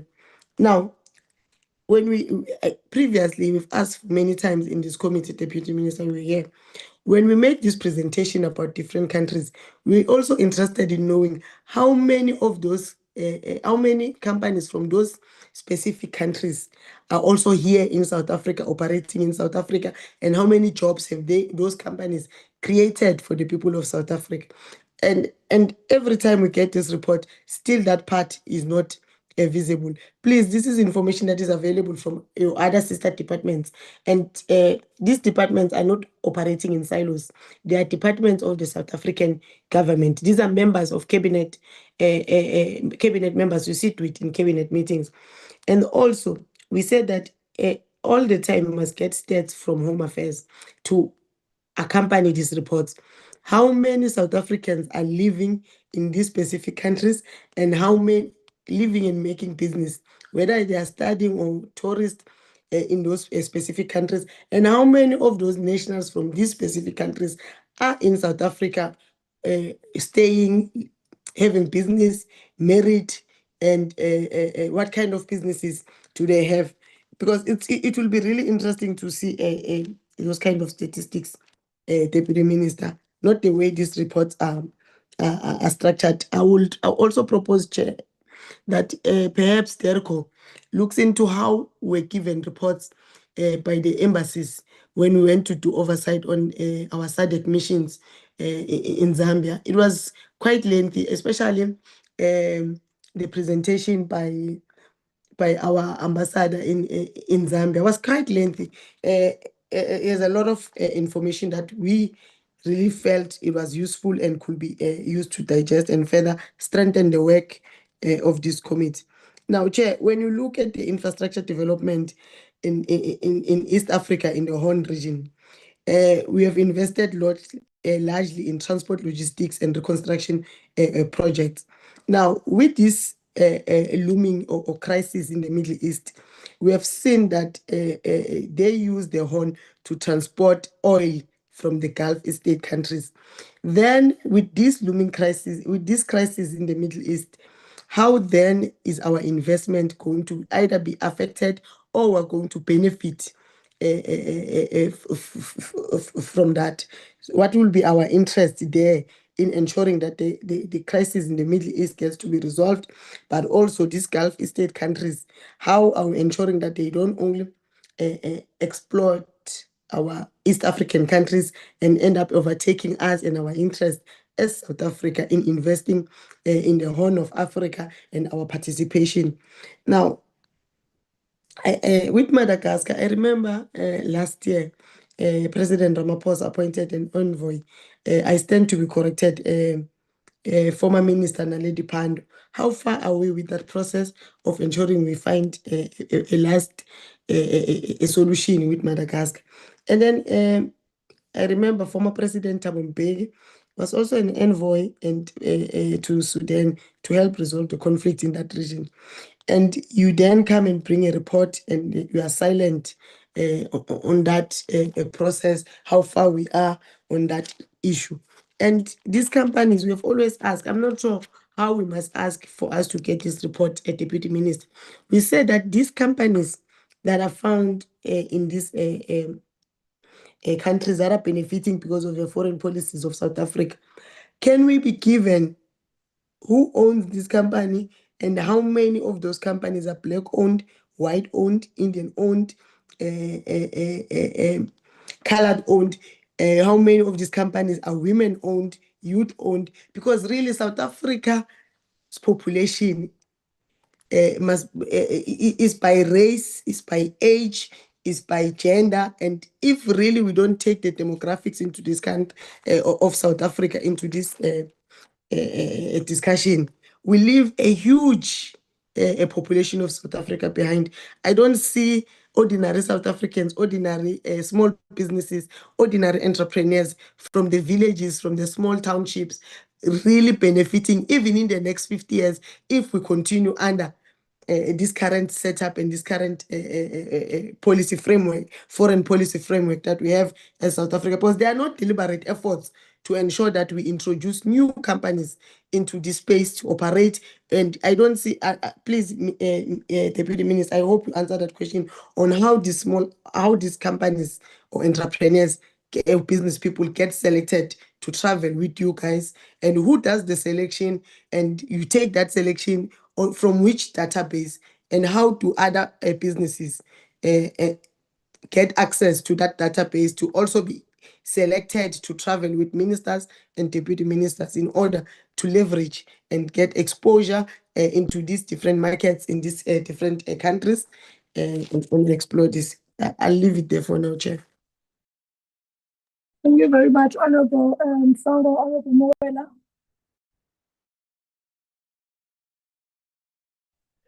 Thank you very much, Chairperson, and greetings to DM Moraga and the DERCO team that is present in the meeting, and also honorable members and all the people of South Africa that are following these proceedings. First and foremost, Chair, I will also want to send my sincere condolences to the family of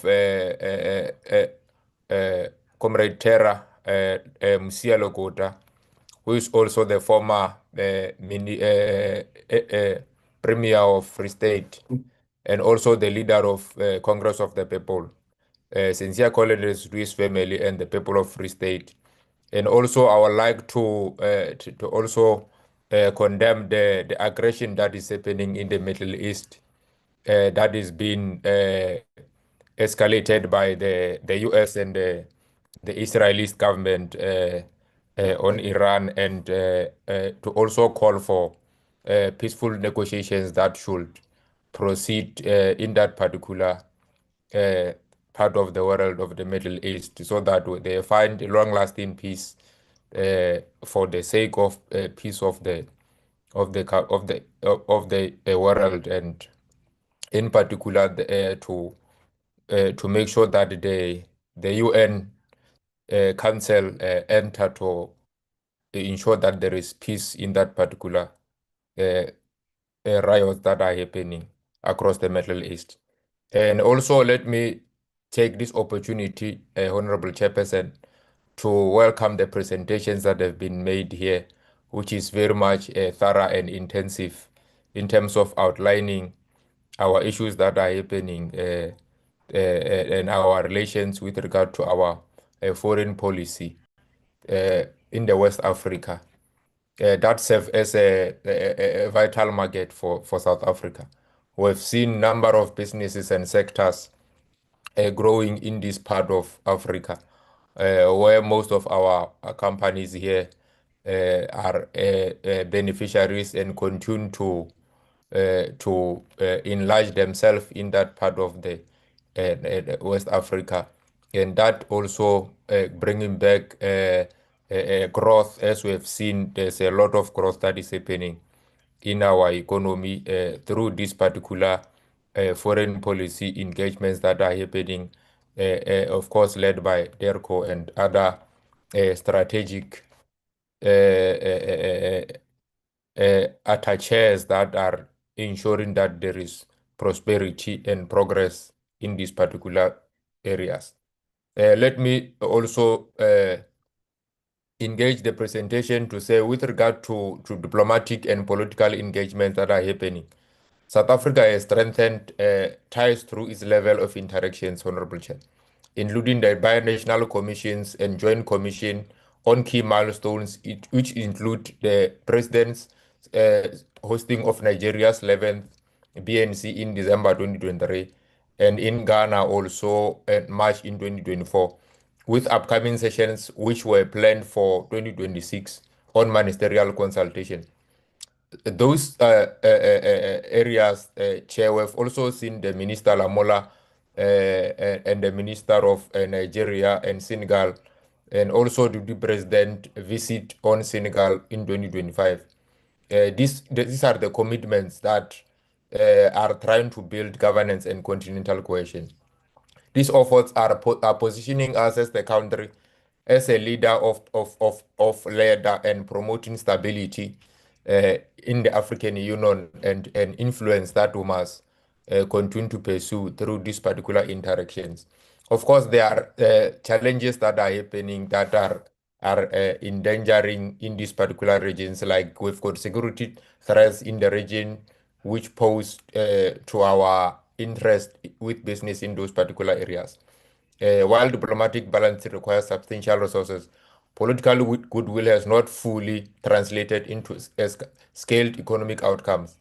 It is exacerbated by periodic tensions such as those with Nigeria over perceived xenophobia and internal resource constraints that hinder follow through an economic diplomacy.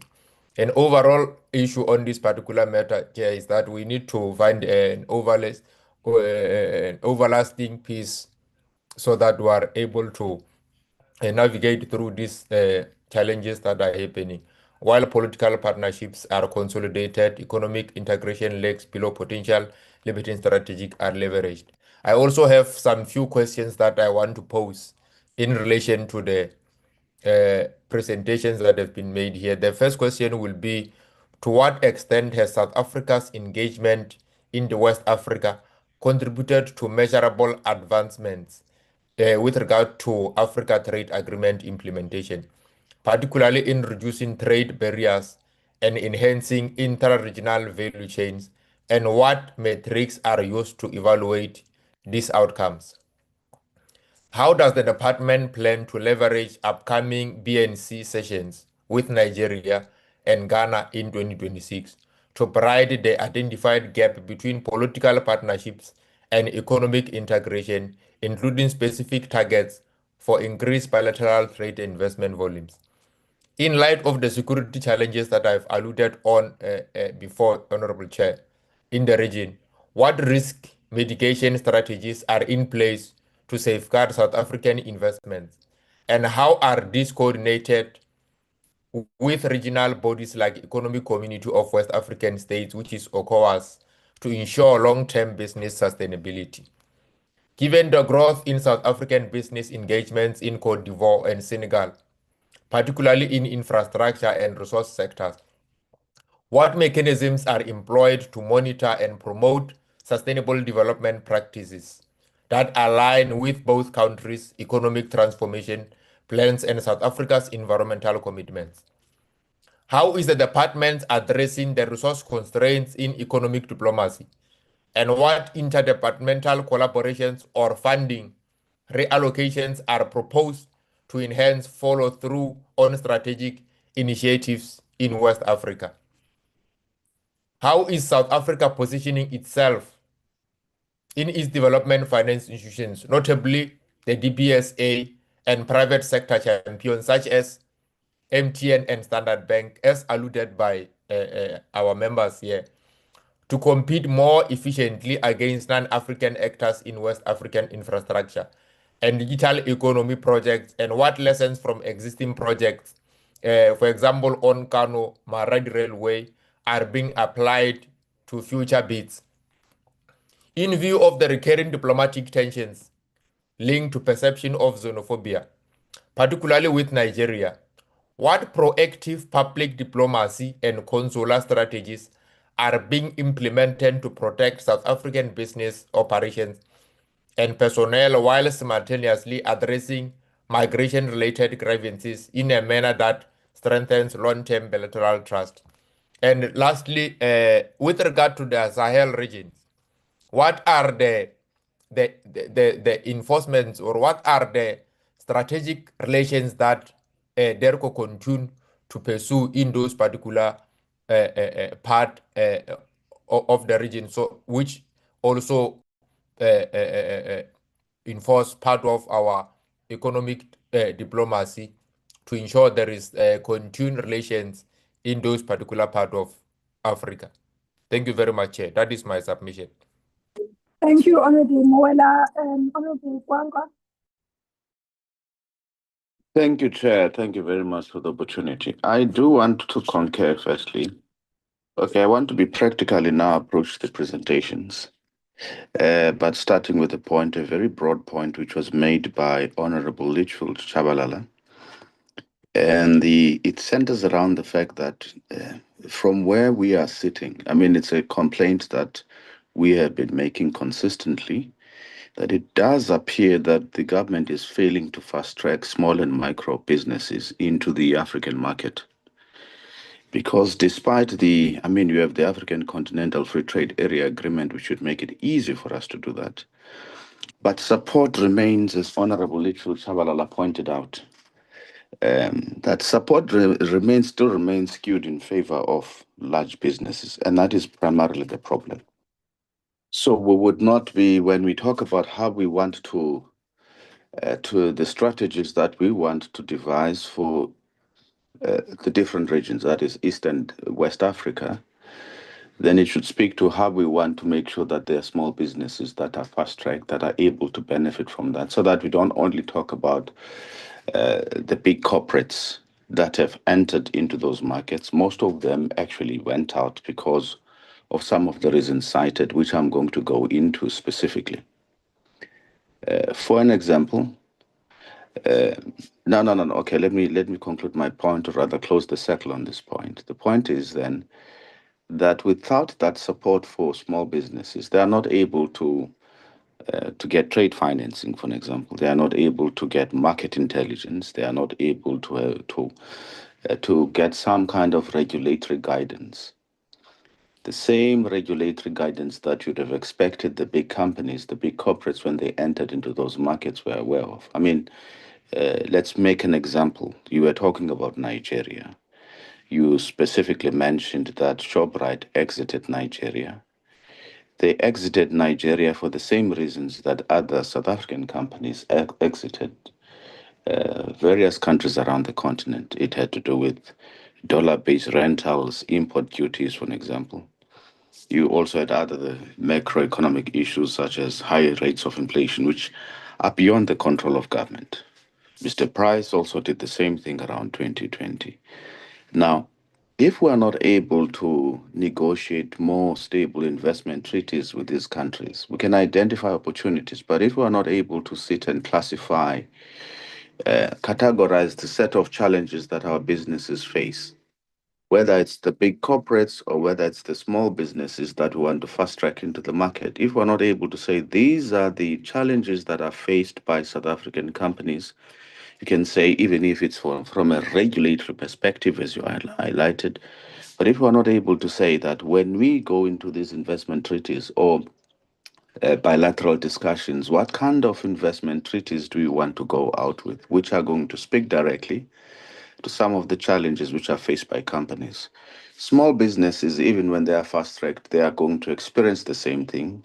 If it works for them, they have no reserves. They will not be able to service any debt that they might incur in their attempt to try and enter into these markets. Indeed, if we can do a proper analysis, whether you take MultiChoice, whether you take Mr. Price, whether you take ShopRite, for an example, whether you look at the challenges that MTN experienced in Nigeria, where they were slapped with a 5.2 billion dollars fine for SIM registration issues. Yeah, it came down eventually, but there is a sense that the African market, for various and other political reasons, they tend to be hostile to South African companies. And it is up to the politicians themselves during those discussions to try and deal with those political dynamics to make it easy for South African companies to enter into these markets. We experience the same thing even when you talk about Kenya, for instance. You mentioned East Africa. I'm citing a few examples. The challenges are the same in the main. And up until we're able to come up then with a framework that's going to make it easy for the African market, for South African companies to enter these markets, we're going to continue to work in a very counterproductive sense, where we ask or encourage companies, South African companies, to invest in the African continent.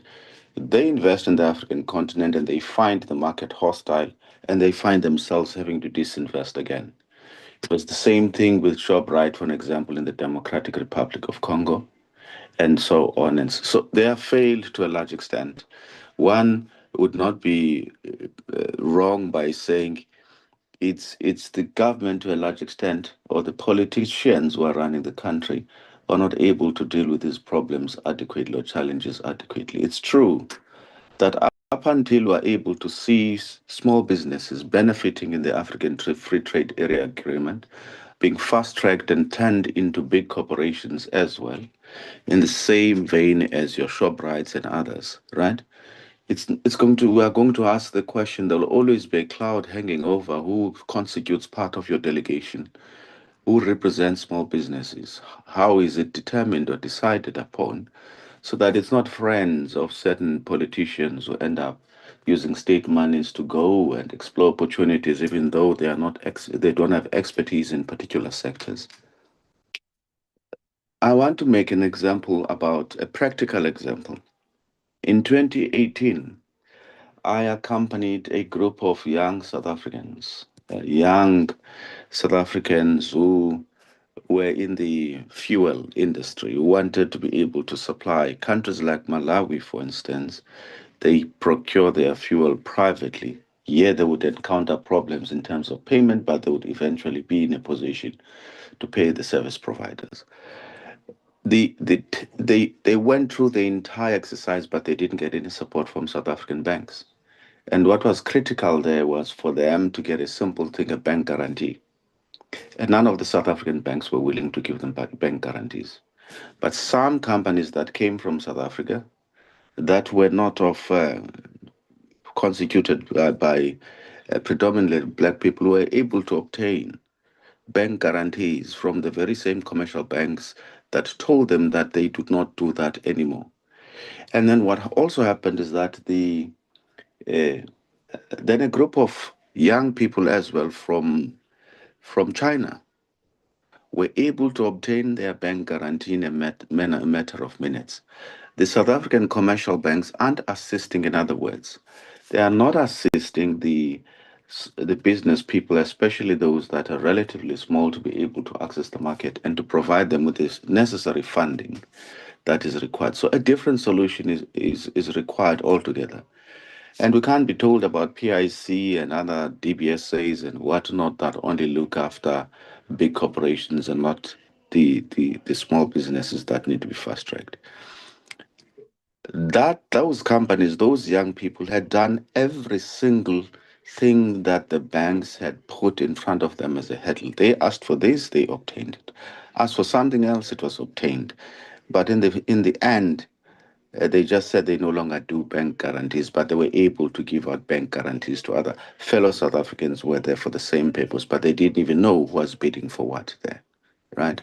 And they thought there was no way of verifying that. So there's that discrimination that is inherent in the banking system, which needs to be addressed. If you can't address it, it needs to then government should facilitate funding for that particular purpose and allocate significant resources for it. It's the only way we are going to be able to address and solve the unemployment rate, the socioeconomic challenges that South Africa faces, because without that, we are not going to be able to address some of the challenges. The last point I want to make, I had the privilege around August of representing South Africa in a meeting of South-South cooperation in China. And the Chinese government, it didn't matter what I said in terms of the presentation which had been prepared by South Africa, which was comprehensive, dealt with a number of issues. But the Chinese counterparts from China kept on saying, it can't be that with all the, I mean, South Africa is very advanced when it comes to research capabilities and science and whatnot. So they kept on saying, you should be leading the African continent when it comes to research and development. You have the resources to do that. You have the capabilities technically to be able to do that, to provide solutions to challenges that are faced by the African continent. And they were referring specifically to matters of they find themselves having to be the ones who export solutions around energy, solutions around many areas, vaccines and whatnot, which they believe South Africa is more than capable of doing. So they were saying your growth as as South Africa heavily depends on how you treat and how you work with the African market, where there's a relationship of mutual respect, but also there's a relationship that is mutually beneficial between you, but leading with research and development. So a strategy that we would develop for whether it's East Africa and West Africa needs to be comprehensive enough to say, yes, we have market intelligence about some of the challenges we've experienced. This is how we're seeking to address them. But apart from that, once we've identified areas where you are going to be focusing on, we should take it a step further and say, in a very advanced way, research capabilities where we can help with our technical expertise to improve, not just from a trade point of view where we extract some value from them, but help with the development and the advancement of the different African economies themselves so that they become less reliant on the West in particular and the East for advanced technological progress and other requirements for their economies. Thank you very much, Chair. Chairperson, before I yield the floor, I'm a primary member of this committee now. I've been deployed to this committee, so I would appreciate it greatly if I could be added to the WhatsApp group of the committee so that I don't miss communication. Thank you. Thank you, Honorable Gaga, and welcome to our portfolio committee. Mr. Lubabalo Sikwela, may you please just facilitate that process of ensuring that Honorable Gaga is part and parcel of all the groups linked to this portfolio committee. Honorable Douglas, the floor is yours.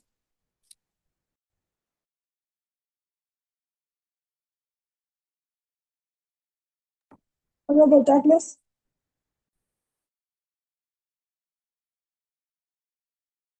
Yes, can you hear me? Can you hear me now? Yes, you are audible, please. Okay, thank you so much. Sorry, I think I didn't press the button correctly. Let me start again. Thank you again, Honorable Chair, and I want to greet you and I want to greet the Deputy Minister and all fellow South Africans in the name of my Lord and Savior Jesus Christ. And I want to also pass my condolences and MK's condolences to the family of Tira Lakota and ANC on his passing. And we also want to give our condolences to the people of Iran, as well as those who have died in this conflict, which has been unnecessary on the global stage, Honorable Chair. Before I address the department's presentation of South Africa's relations with East and West Africa, I must begin by addressing the tragic but deeply disturbing events unfolding in the Middle East. Umkhonto we Sizwe Party condemns in the strongest possible terms the unilateral military attacks carried out by the United States and Israel against the Islamic Republic of Iran. These attacks did not occur in a vacuum, though. They occurred while diplomatic negotiations were underway regarding Iran's nuclear program, negotiations mediated by regional actors.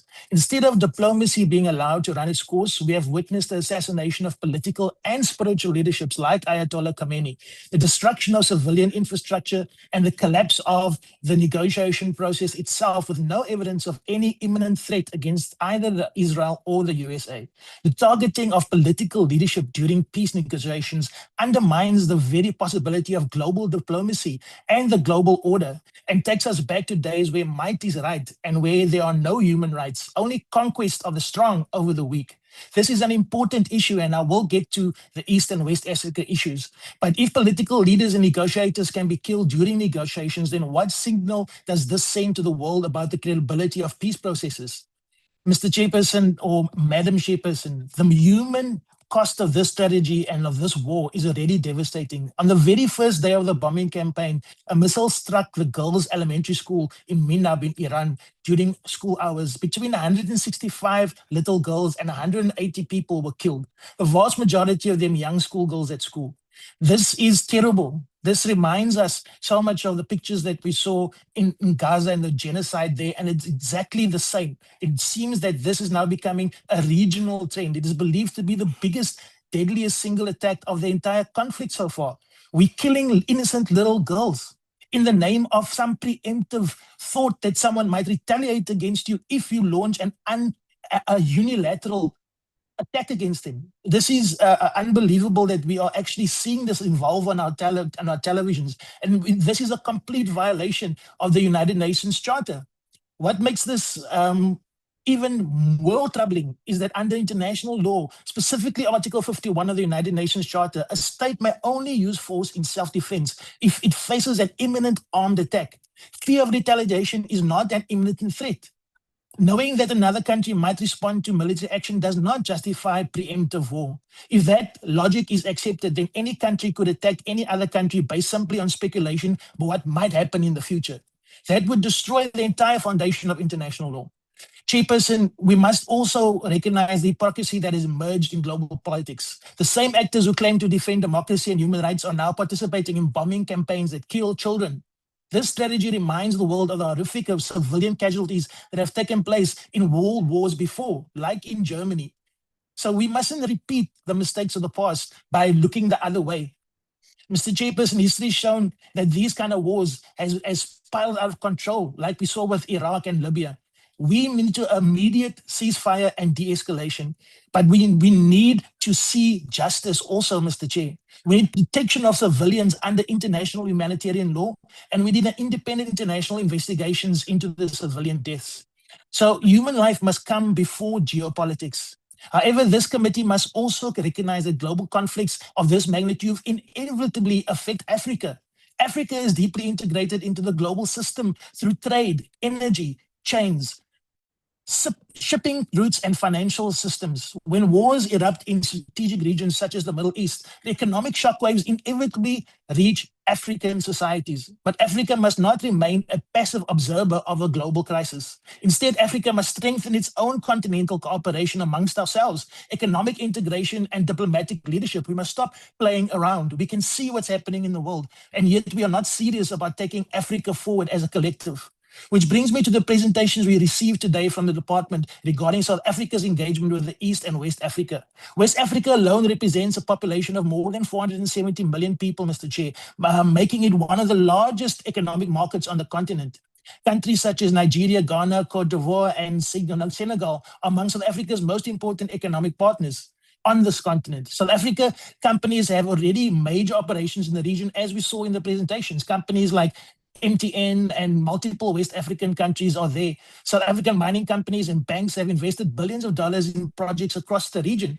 But I can say one thing for sure. If you look at Ghana alone, South African companies have invested $1.2 billion across more than 160 projects in sectors such as mining, telecommunications, and infrastructure. But the question is, and we always ask this question as Mkhonto Wesizwe, because we stand for the poor, the Black African majority, the colored majority, the Khoisan majority, the Indian majority, and even progressive white majority. We are standing for the people. Are these relationships truly advancing African development, or are we simply reproducing the same economic patterns that have historically benefited only multinational corporations, white monopoly capital, while leaving African entrepreneurs behind?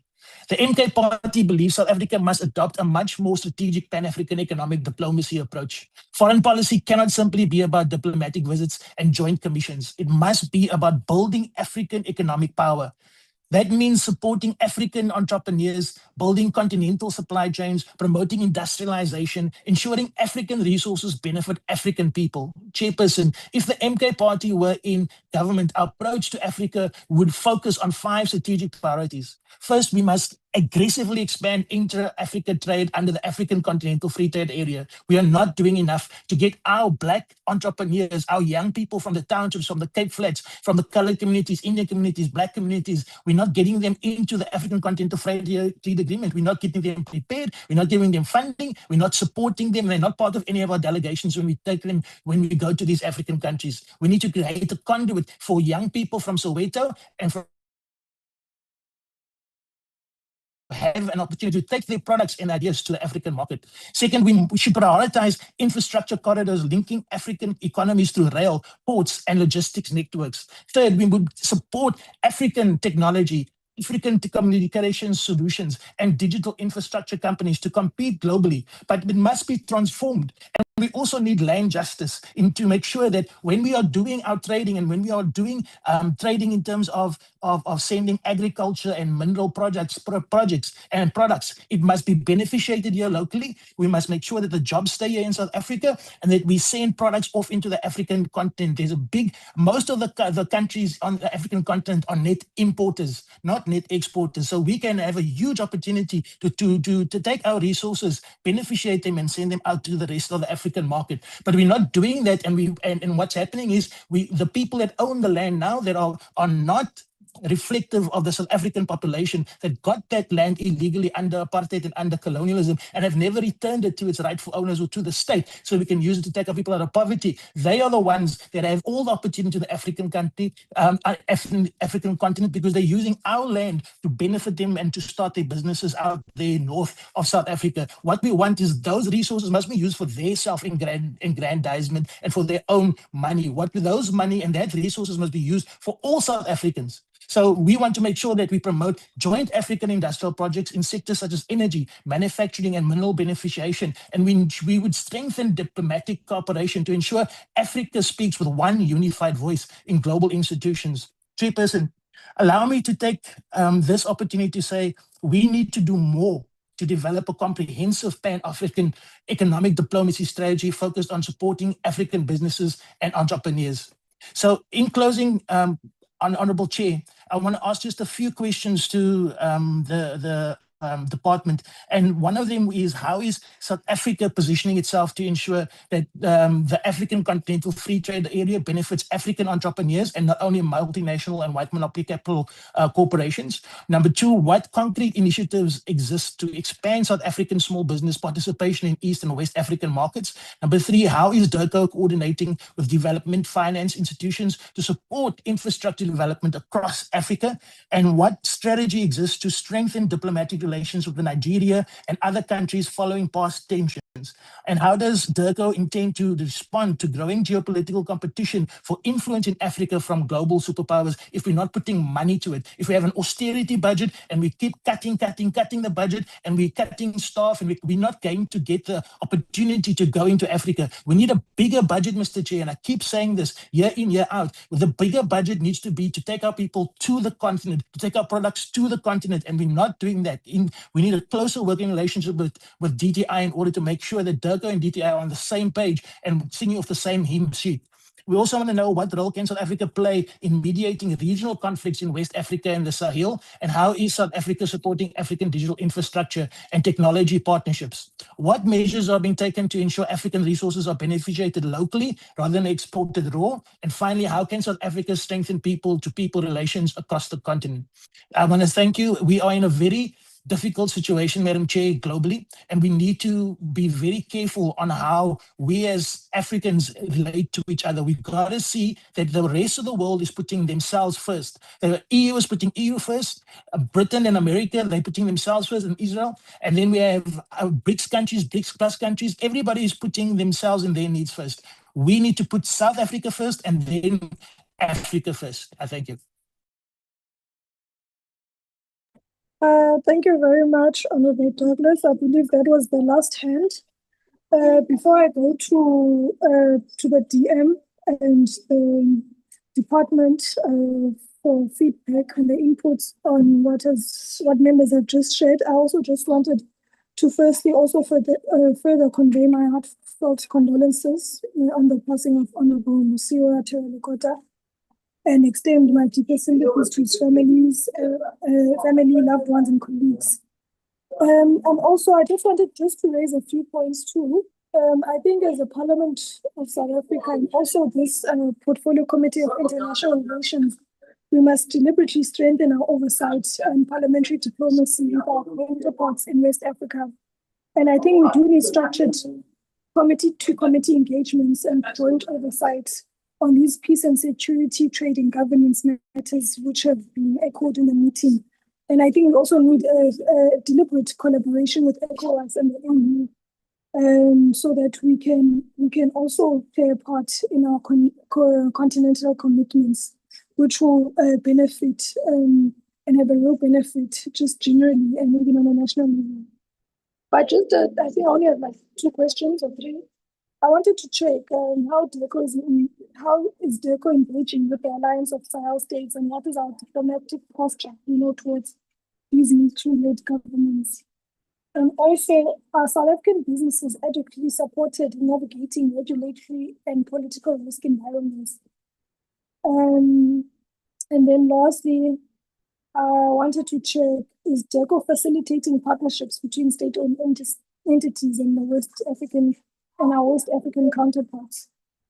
That's it from my side, and I think I've been covered by some of my colleagues in the meeting. I'll then give you, DM, the platform and your team from DERCO to just engage us on all those deliberations that have been articulated in this meeting. Thanks. Thank you very much, Honorable Chairperson, and also a word of appreciation goes to the honorable members in the manner in which they have deliberated on the presentations that we have made to the Portfolio Committee on International Relations and Cooperation. I think honorable members were crystal clear in their inputs and the comments that they've made.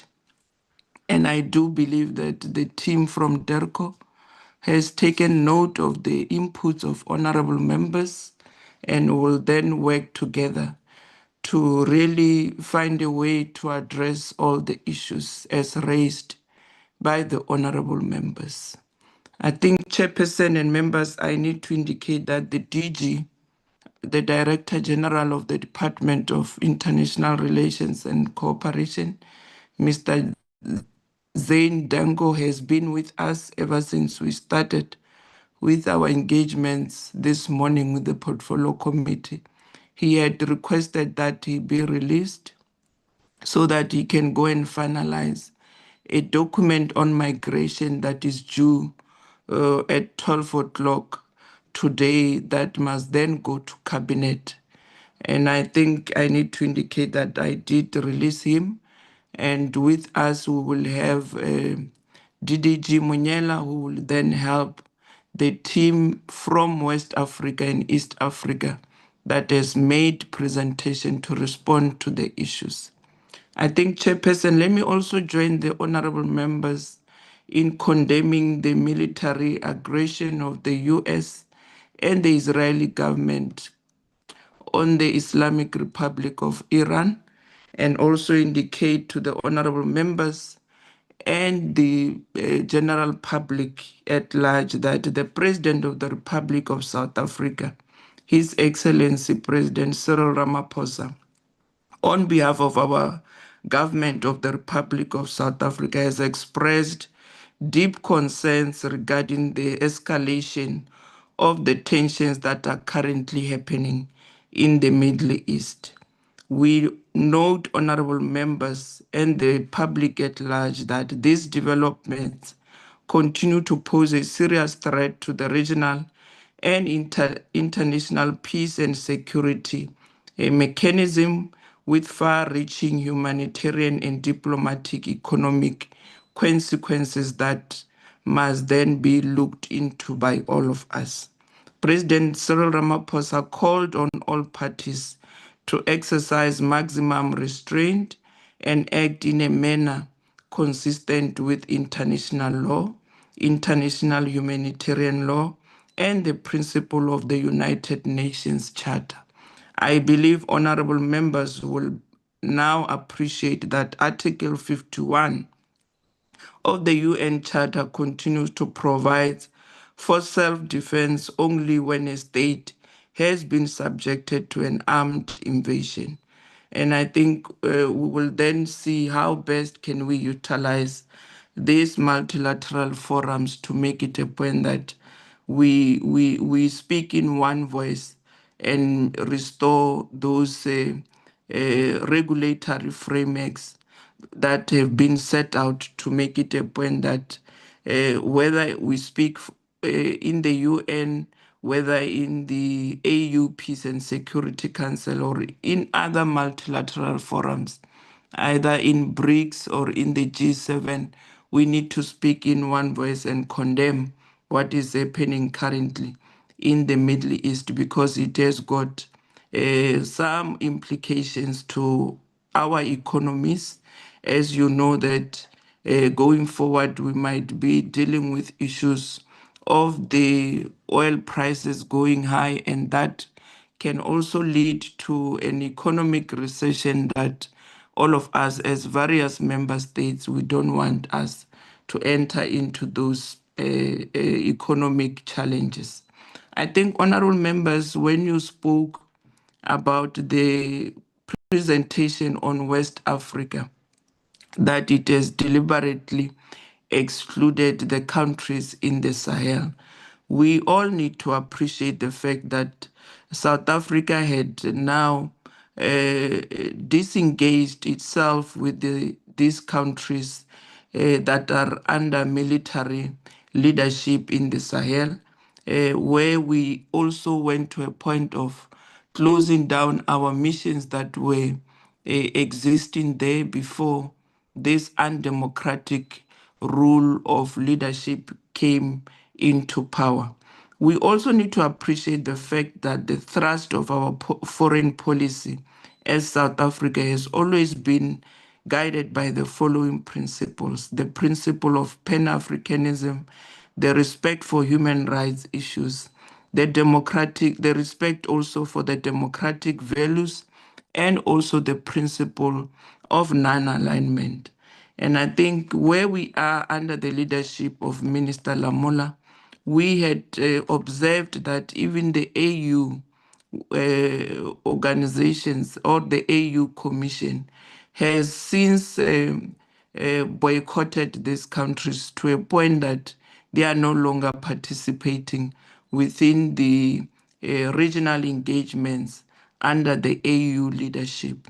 And I think central to what the AU is raising as an issue that necessitated that they need to be boycotted from engaging on AU issues is that these countries in the Sahel, your Burkina Faso, Niger, and Mali has then violated the AU's normative framework on democracy.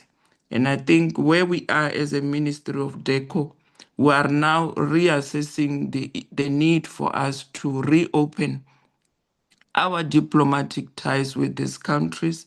And I think at a later stage, when a decision has been arrived at, we'll then come and present a report to the Portfolio Committee on how we need to continue to have diplomatic ties with these countries in the Sahel, because we need to relook at how can we revitalize our engagements with those countries, of course, not going all out to violate the principles that are being set out in the AU normative framework on democracy, and seeing to it that we strike a balance between the process of championing our national interest in those countries and also appreciating the fact that South Africa continues to participate in the AU under those normative framework that are always guiding us as we continue to engage in that regional engagements that happens within the AU.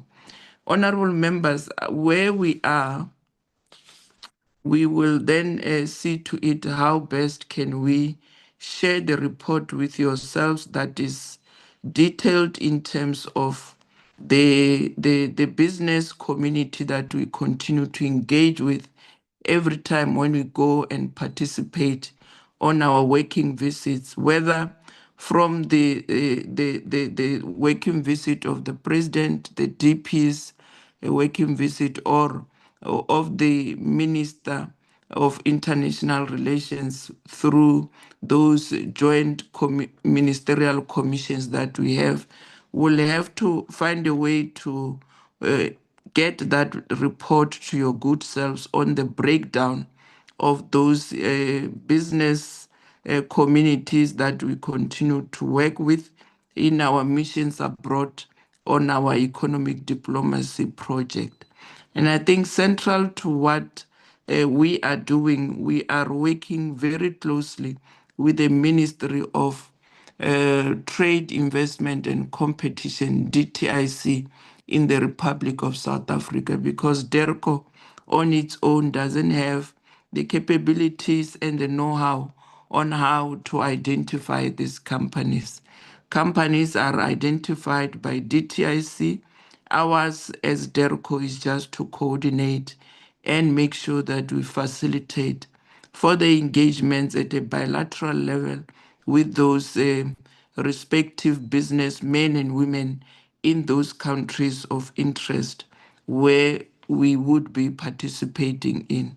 And I think I will now hand over to the team that is led by DDG Munyela and the Chief Directorate of West Africa and East Africa to really deal with the issues that are technical that the members have raised that really needs us to respond to them.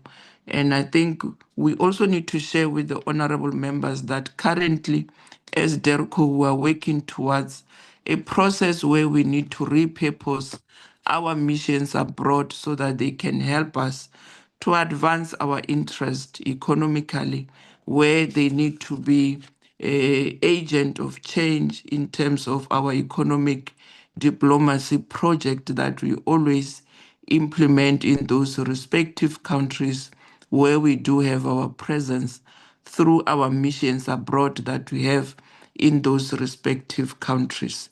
So we will then share a report wherein we have worked closely as well with DTIC in a process of repurposing our mission. And I think towards last year, the presentation was very elaborate in sharing with honorable members as to what have we done in terms of the appointment of DTIC attaches in all our missions that we have abroad so that they can serve as anchors towards issues of economic diplomacy projects that we do in those respective countries where we do have our presence through our missions abroad.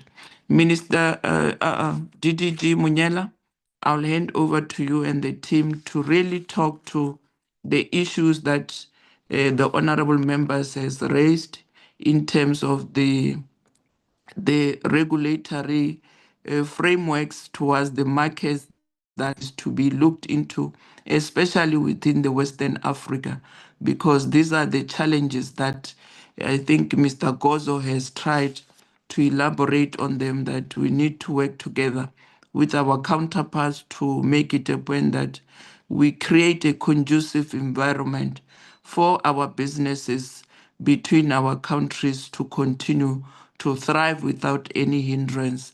But we need to look at this policy formulation and regulatory frameworks that we need to focus on so that we can really help our small, medium enterprises to also enter those global markets that we always speak about during our working visit in those countries. Can we then look into those issues, colleagues, and see how best can we respond? And I want to assure Honorable Mhlongo that the report that she's requesting from DERCO will then be shared with her good self, where we do a breakdown in terms of the companies that we are working with in our missions abroad through our economic diplomacy as to whether are they coming from the previously disadvantaged communities that we have within the South African population. Colleagues, over to you. Let's work on those issues and see how best can we respond to them. Thank you very much, Deputy Minister. I want to say my greetings to the Honorable Chair and Honorable members and colleagues from DERCO. The DM has dealt with a lot of the questions that have been posed. I think we are just left with a few technical issues that we need to respond to as raised by the honorable members. I want to deal with one or two, and then I'll ask Mr. Goso and the colleagues to then deal with the other issues. There was a question raised with regards to the capacity challenges at our missions on the continent in particular, broadly speaking. And this is a challenge that, in fact, applies to the entire diplomatic footprint of South Africa, even in other regions of the world. And the genesis of this, Honorable Chair and Honorable Members, is the compensation of employees. The ceiling has been long breached. As a result, National Treasury, and you've heard us say this before, has not been assisting us with a budget to fill the vacancies both at head office and at our missions. So this is an ongoing problem. In fact, if the Deputy Minister allows me, I want to venture into saying we just had a strategic planning session as a department, and this was identified as a major risk for the continued efficiency of the department, both at head office and in our missions. We having a challenge of people exiting the system due to natural attrition, but we're not able to refresh the talent in the department owing to the unavailability of funds. So it is true what the honorable members observed at our missions with the oversight visit that took place in Lusaka, Zambia, that we have got vacancies that are critical to the optimum functioning of our missions, but we're not able to fill those. In fact, if you dive deeper into that challenge, you'll discover that most of the operations of the department and of our missions are not funded. We're having to think out of the box and be creative and do more with less. So I just thought I must give a bit of color to that, but there are ongoing discussions. The political leadership is leading the charge, the DMs and the minister engaging with National Treasury so that they can assist us to deal with this ongoing challenge. Related to that is the issue that honorable members have also observed. Oversight visit to Europe towards the end of last year, as well as the recent one on the continent in our region, to be specific, ICT-related problems of connectivity. Previously, when we presented on this item, we painted the background to how we got here. So the ICT infrastructure at DERCO had not been refreshed for many years, to the point where you were now faced with obsolete equipment and infrastructure that was no longer helpful to the functioning of the department. So a decision was taken to then put together a 5-year digital strategy, which identified key projects that needed to be embarked on to completely overhaul the system and bring in new technology up to date so that the connectivity issues are resolved once and for all. That's what's currently happening. One of the things that was anticipated as we are doing this was that you're going to have a period of transiting from the old infrastructure to the new one, where in that period of transition, connectivity will be a problem. There will be many issues related to unavailability of lines and downtime because you are fixing a vehicle that is in motion. As I speak now, there are teams dispatched to various missions to upgrade the system.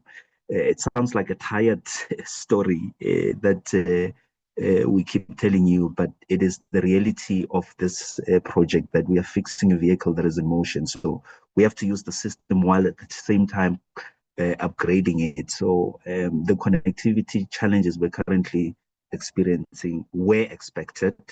But the project plan is telling us that in the next weeks and months, hopefully this will be a thing of the past, because in the Europe region, for example, now that the hub in London towards the end of last year was upgraded, this system is stabilizing.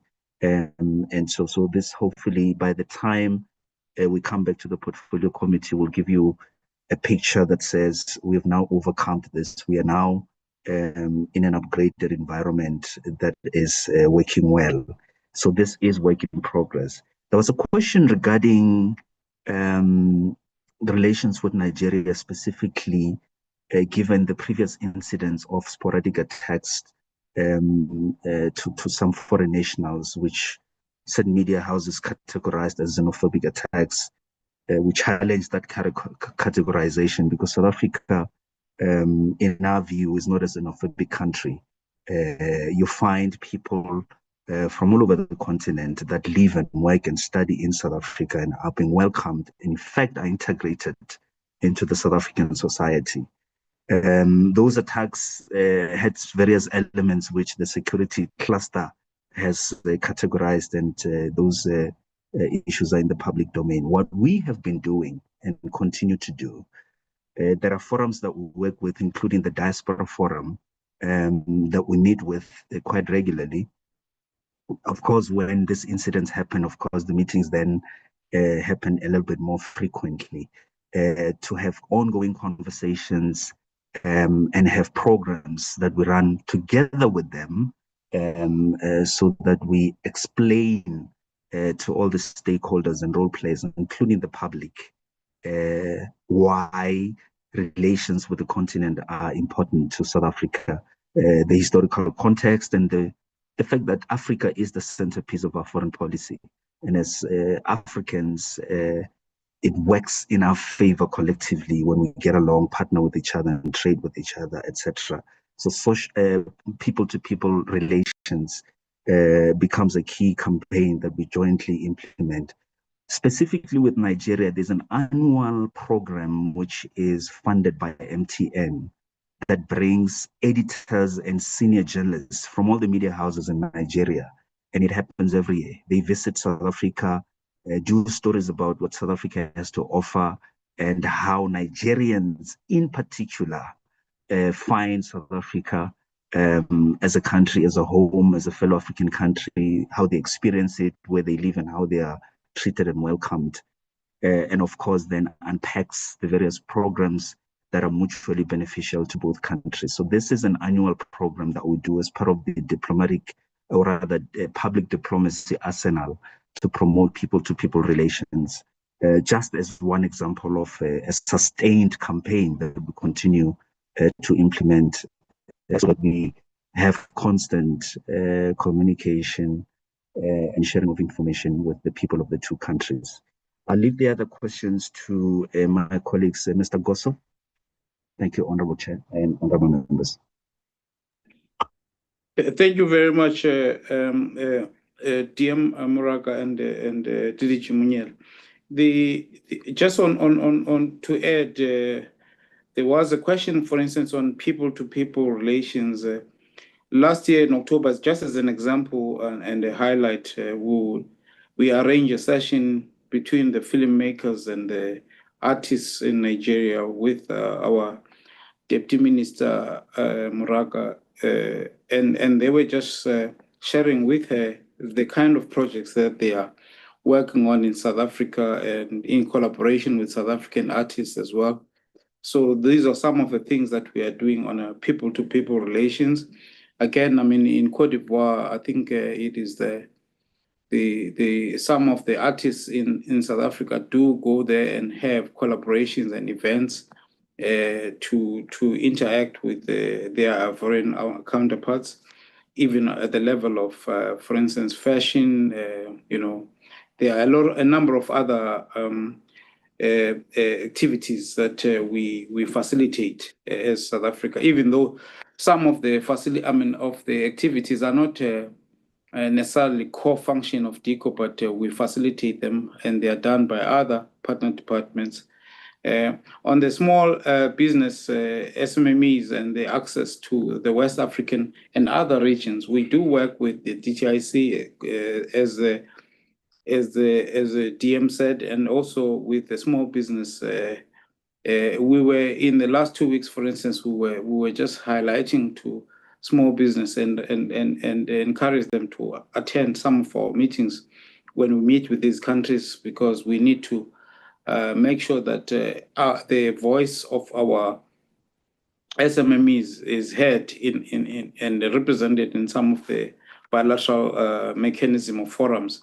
We have a structure here at DICO which is meant to coordinate our work in terms of facilitating trade, and investment in the rest of the continent, and it's called COMET. And we have arranged a number of sessions here in Pretoria where we give platform to various economic development agencies to have access to the foreign embassies here, so that they bring companies to our building. We're in front of the excellencies here that are representing their countries and their trade attaches, so that they can have access to them. And some of the companies have had engagements with some of the embassies. Of course, we, as DICO, we do this even though it is not our core function to take businesses with us. We work with the TIC and the small business in order to get the businesses because we don't even have grants like they have to take or finance the businesses to go outside of the country. The chair asked the question about us, whether we facilitate partnerships. Yes, we do. Most of the partnerships that our state entities and FDIs have had, and even when they go, as I said, DBSA, for instance, right now as I'm speaking, they are in Senegal. All the meetings and engagements that it was a follow-up based on the visits of the minister and also the deputy president. Those meetings with various ministries that are responsible for various sectors in Senegal, all those are facilitated by ourselves and our missions in Senegal. And this is just an example. Of course, DM, I think I agree that we will maybe enhance our presentation, and next time we'll present a much more broader coverage of all the countries in West Africa, irrespective of, but I think we were just attempting to because we didn't know how much would be needed, but we were talking to just the key countries that we have, we are engaged with in West Africa. Of course, I think one of the things that in our engagements with these countries, we don't force ourselves or force matters. It's negotiations. Sometimes negotiations takes a long time. For instance, one of the things that we have in Cote d'Ivoire, I mean, if you look at the customs and duties for our wineries, especially we're talking now Black-owned companies. I received an email the other day where the French wines in Cote d'Ivoire have preference over any other wine in Cote d'Ivoire. And this we have discussed at a diplomatic level with the authorities in Cote d'Ivoire. And I guess because of their relationship with the French, it's going to take a while to resolve, so that the level playing ground is leveled. It's going to take a while, but it's something that we continue to raise with them. And it's something that hopefully at some point our companies will start making inroads in Cote d'Ivoire in selling, even though we know that the wines of South Africa are much more loved in these countries, but to get them into the shelves and get them sold, they compete with other wines from other regions, especially from the French. We can't compete with those because of the excise duties that are imposed on South African wines.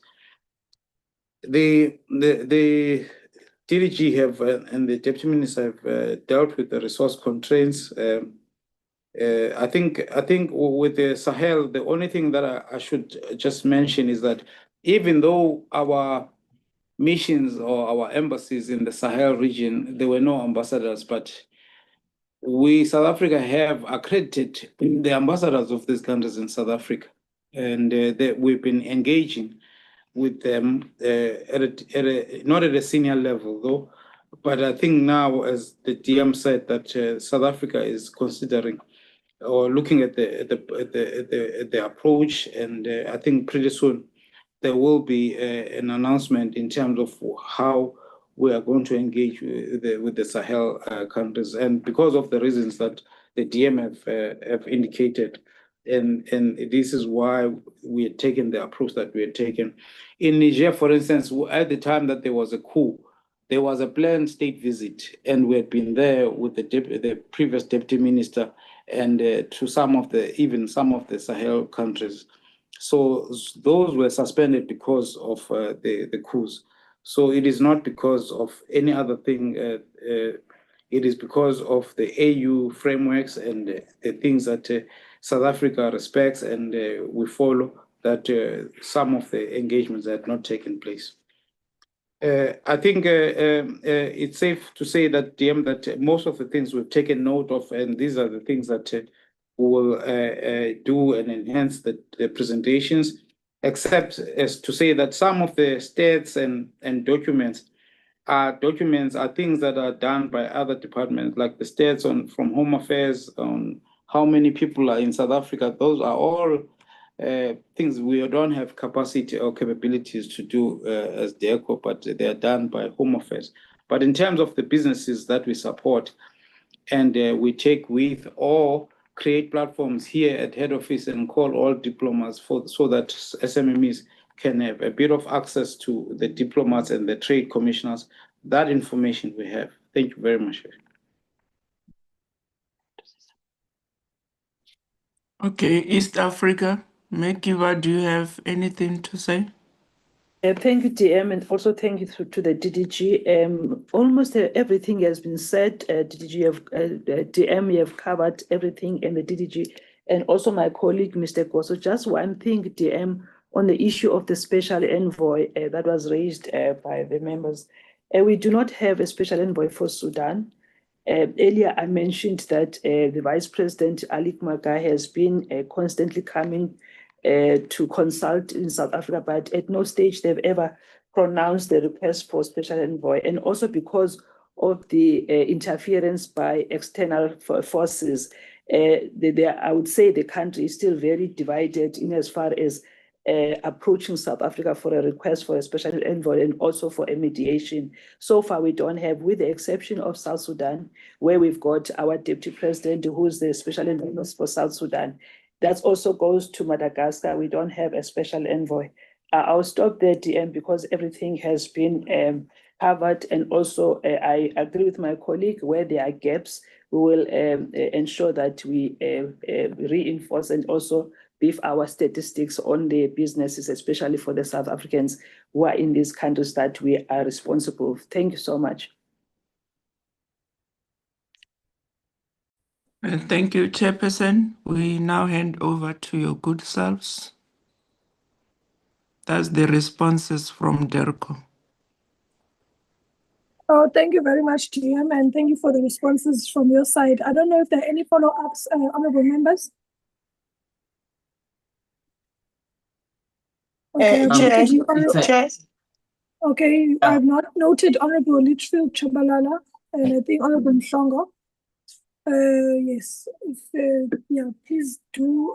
I'll start with you, Honorable Litchfield Chabalala. Thank you, Chair. Thank you for indulging us. I think we were answered, but not answered. Can we get an assurance that next time we get a presentation from DECO, especially on our footprint in the continent, and then it covers South African companies that are there, we shall get an assurance that DECO has reached out to Trade and Industry and to Minister Stella's department to at least come up with a strategy, because clearly these companies do not exist 30 years after that. We can say this is a black-owned company and these people came from the dusty streets of Engqushwa, noma Mamelodi, noma Soweto, noma Paris, and they have this company now that can compete and hold its own. So could we at least get that assurance that DECO will take this up with those relevant departments, and that we will stop singing this broken song that we sing in every presentation that we are getting from DECO? And I don't know, just a rebuff from my side. You know, we love the AU. The AU is not a promulgative body currently. We are all members, but we know that members decide what they implement of the AU and what they don't, because we have not made it mandatory. The AU doesn't operate like the EU. So for me, I feel like it's just an excuse for us to be told that, oh, we can't embrace the Sahel countries because the AU kicked them out. I mean, so if the AU kicks us out tomorrow for taking our land without compensation, all other African countries should shun us because the AU has kicked us out. I think in any court of law, there's something called mitigating circumstances. And I think in our foreign policy with regards to the IS countries, we should have used that mitigating circumstance and not just say, oh, the AU kicked them out. I mean, ECOWAS kicked them out, but have they shut down their embassies in those countries? No, that's a double standard. So why are we saying because ECOWAS kicked them out and the AU kicked them out? And yeah, for me, Chair, it's just those things truly. I just feel that we are still taking the same companies that benefited before 94 and we are taking them into the continent. And we are just lucky that these African countries are actually not calling us out. Thank you. Thank you, Honorable Lutfi Chabalala. Honorable Mhlongo. Thank you, Chair. Chair, I'm also not happy with that answer of just saying that because AU kicked out the Sahel countries, therefore we also don't want association or to have any diplomatic relations with them. And I honestly think it's double standard to then say that there's issue of democracy. There's no democracy in the Kingdom of Eswatini, yet South Africa enjoys diplomatic and economic relationships with the Kingdom of Eswatini. And as it stands, we still have diplomatic relations with Madagascar. So I really, that answer is not satisfactory, Chair, and really does not look at the interest of South Africa into those countries, and really speaks to how we still need to radically transform our foreign policy as South Africa to really, first and foremost, look at the interest of our country, not just be controlled and be told because this is what is happening, therefore we'll move into this direction. I'm not happy with that answer. And we look forward to having, as the officials are promising that they will add more information on these reports as we have requested. Thanks. Thanks, Honorable Mhlongo. I don't know if there's any response on those two matters from the department before we move towards the end of our meeting. I think, Chairperson, the two honorable members are really echoing the same sentiments we've been echoing here, especially on the need for us to work together with other sister departments towards the development of our SMMEs and the whole concept of opening up foreign direct investment opportunities for these SMMEs. I think we are now working together with the Department of DTIC, SMME, and Home Affairs, because you know some of these businesses, every time when they are to go abroad and embark on these engagements with their counterparts in those countries, they are frustrated on the issue of visa application processes. So we're busy now with a dedicated tailor-made approach on the development of our SMMEs, of course, DERCO being central, working together with DTIC, SMMEs, the Department of SMMEs and Home Affairs to really see to it how best can we consolidate our views and uplift our small, medium enterprises so that they also leverage on the opportunities availed by the AFCTA and also the fact that we are the current interim chair of SADC. Whatever economic opportunity that might arise during our chairmanship of SADC, small medium enterprises, especially those coming from previously disadvantaged communities, ought to be given an opportunity to showcase their potential in those forums that we continue to share. So we'll give an update as the time goes in terms of the progress on our tailor-made approach that must then benefit our small medium enterprises. The issue of the Sahel, I think what we can say here, honorable members, is that an updated report will then be shared with yourselves after we have reevaluated the situation in the Sahel region, and we have now looked at how can we best continue to strengthen our diplomatic ties with those countries in the Sahel. Of course, I indicated earlier that DERCO is busy on the process of making sure that we review that decision that was taken earlier by our predecessors to really close down our engagements with these countries because they were perceived to have been violated the normative framework of the AU on democratic processes. So DERCO has now taken up that role to make it a point that we revisit that decision. And I'm saying, Chair, that an update will be given to your good selves on the work that we have started so far within the continent of Africa through the Desk of Africa at DERCO. We'll give you a report as the time goes on. Thank you, Chairperson.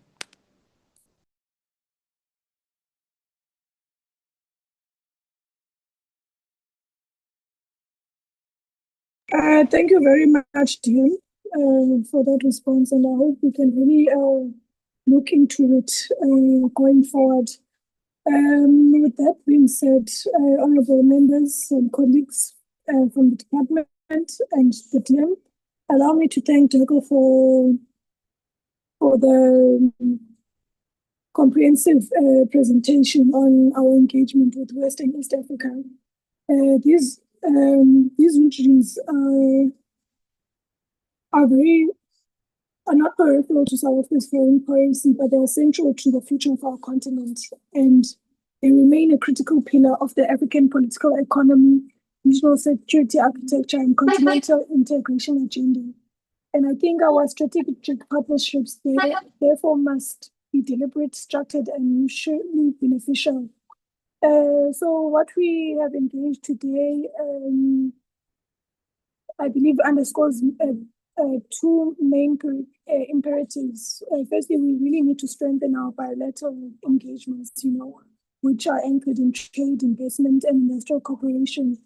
And I think it's very important for us to also deepen our parliamentary diplomacy, to complement the executive engagements which have been presented before us today. And our solidarity really needs to translate into practical outcomes for our people. So as a committee, our responsibility does not end with receiving this presentation. We must therefore continue to exercise the robust oversight and monitor the implementation of these matters before us, and ensure that South Africa's footprint in West Africa advances both continental unity and our national interests. Let this engagement mark a renewed commitment to elevating our relations with West African partners that will reflect not only our shared history, but our aspirations for Agenda 2063. With that being said, thank you, honorable members, for joining the session today and sharing insightful inputs to the meeting, which have strengthened our meeting today. And thank you to DERCO and the DM for your participation. And we will see each other in the house at 3 p.m. In the questions session for today. Thank you very much, honorable members. The meeting is adjourned.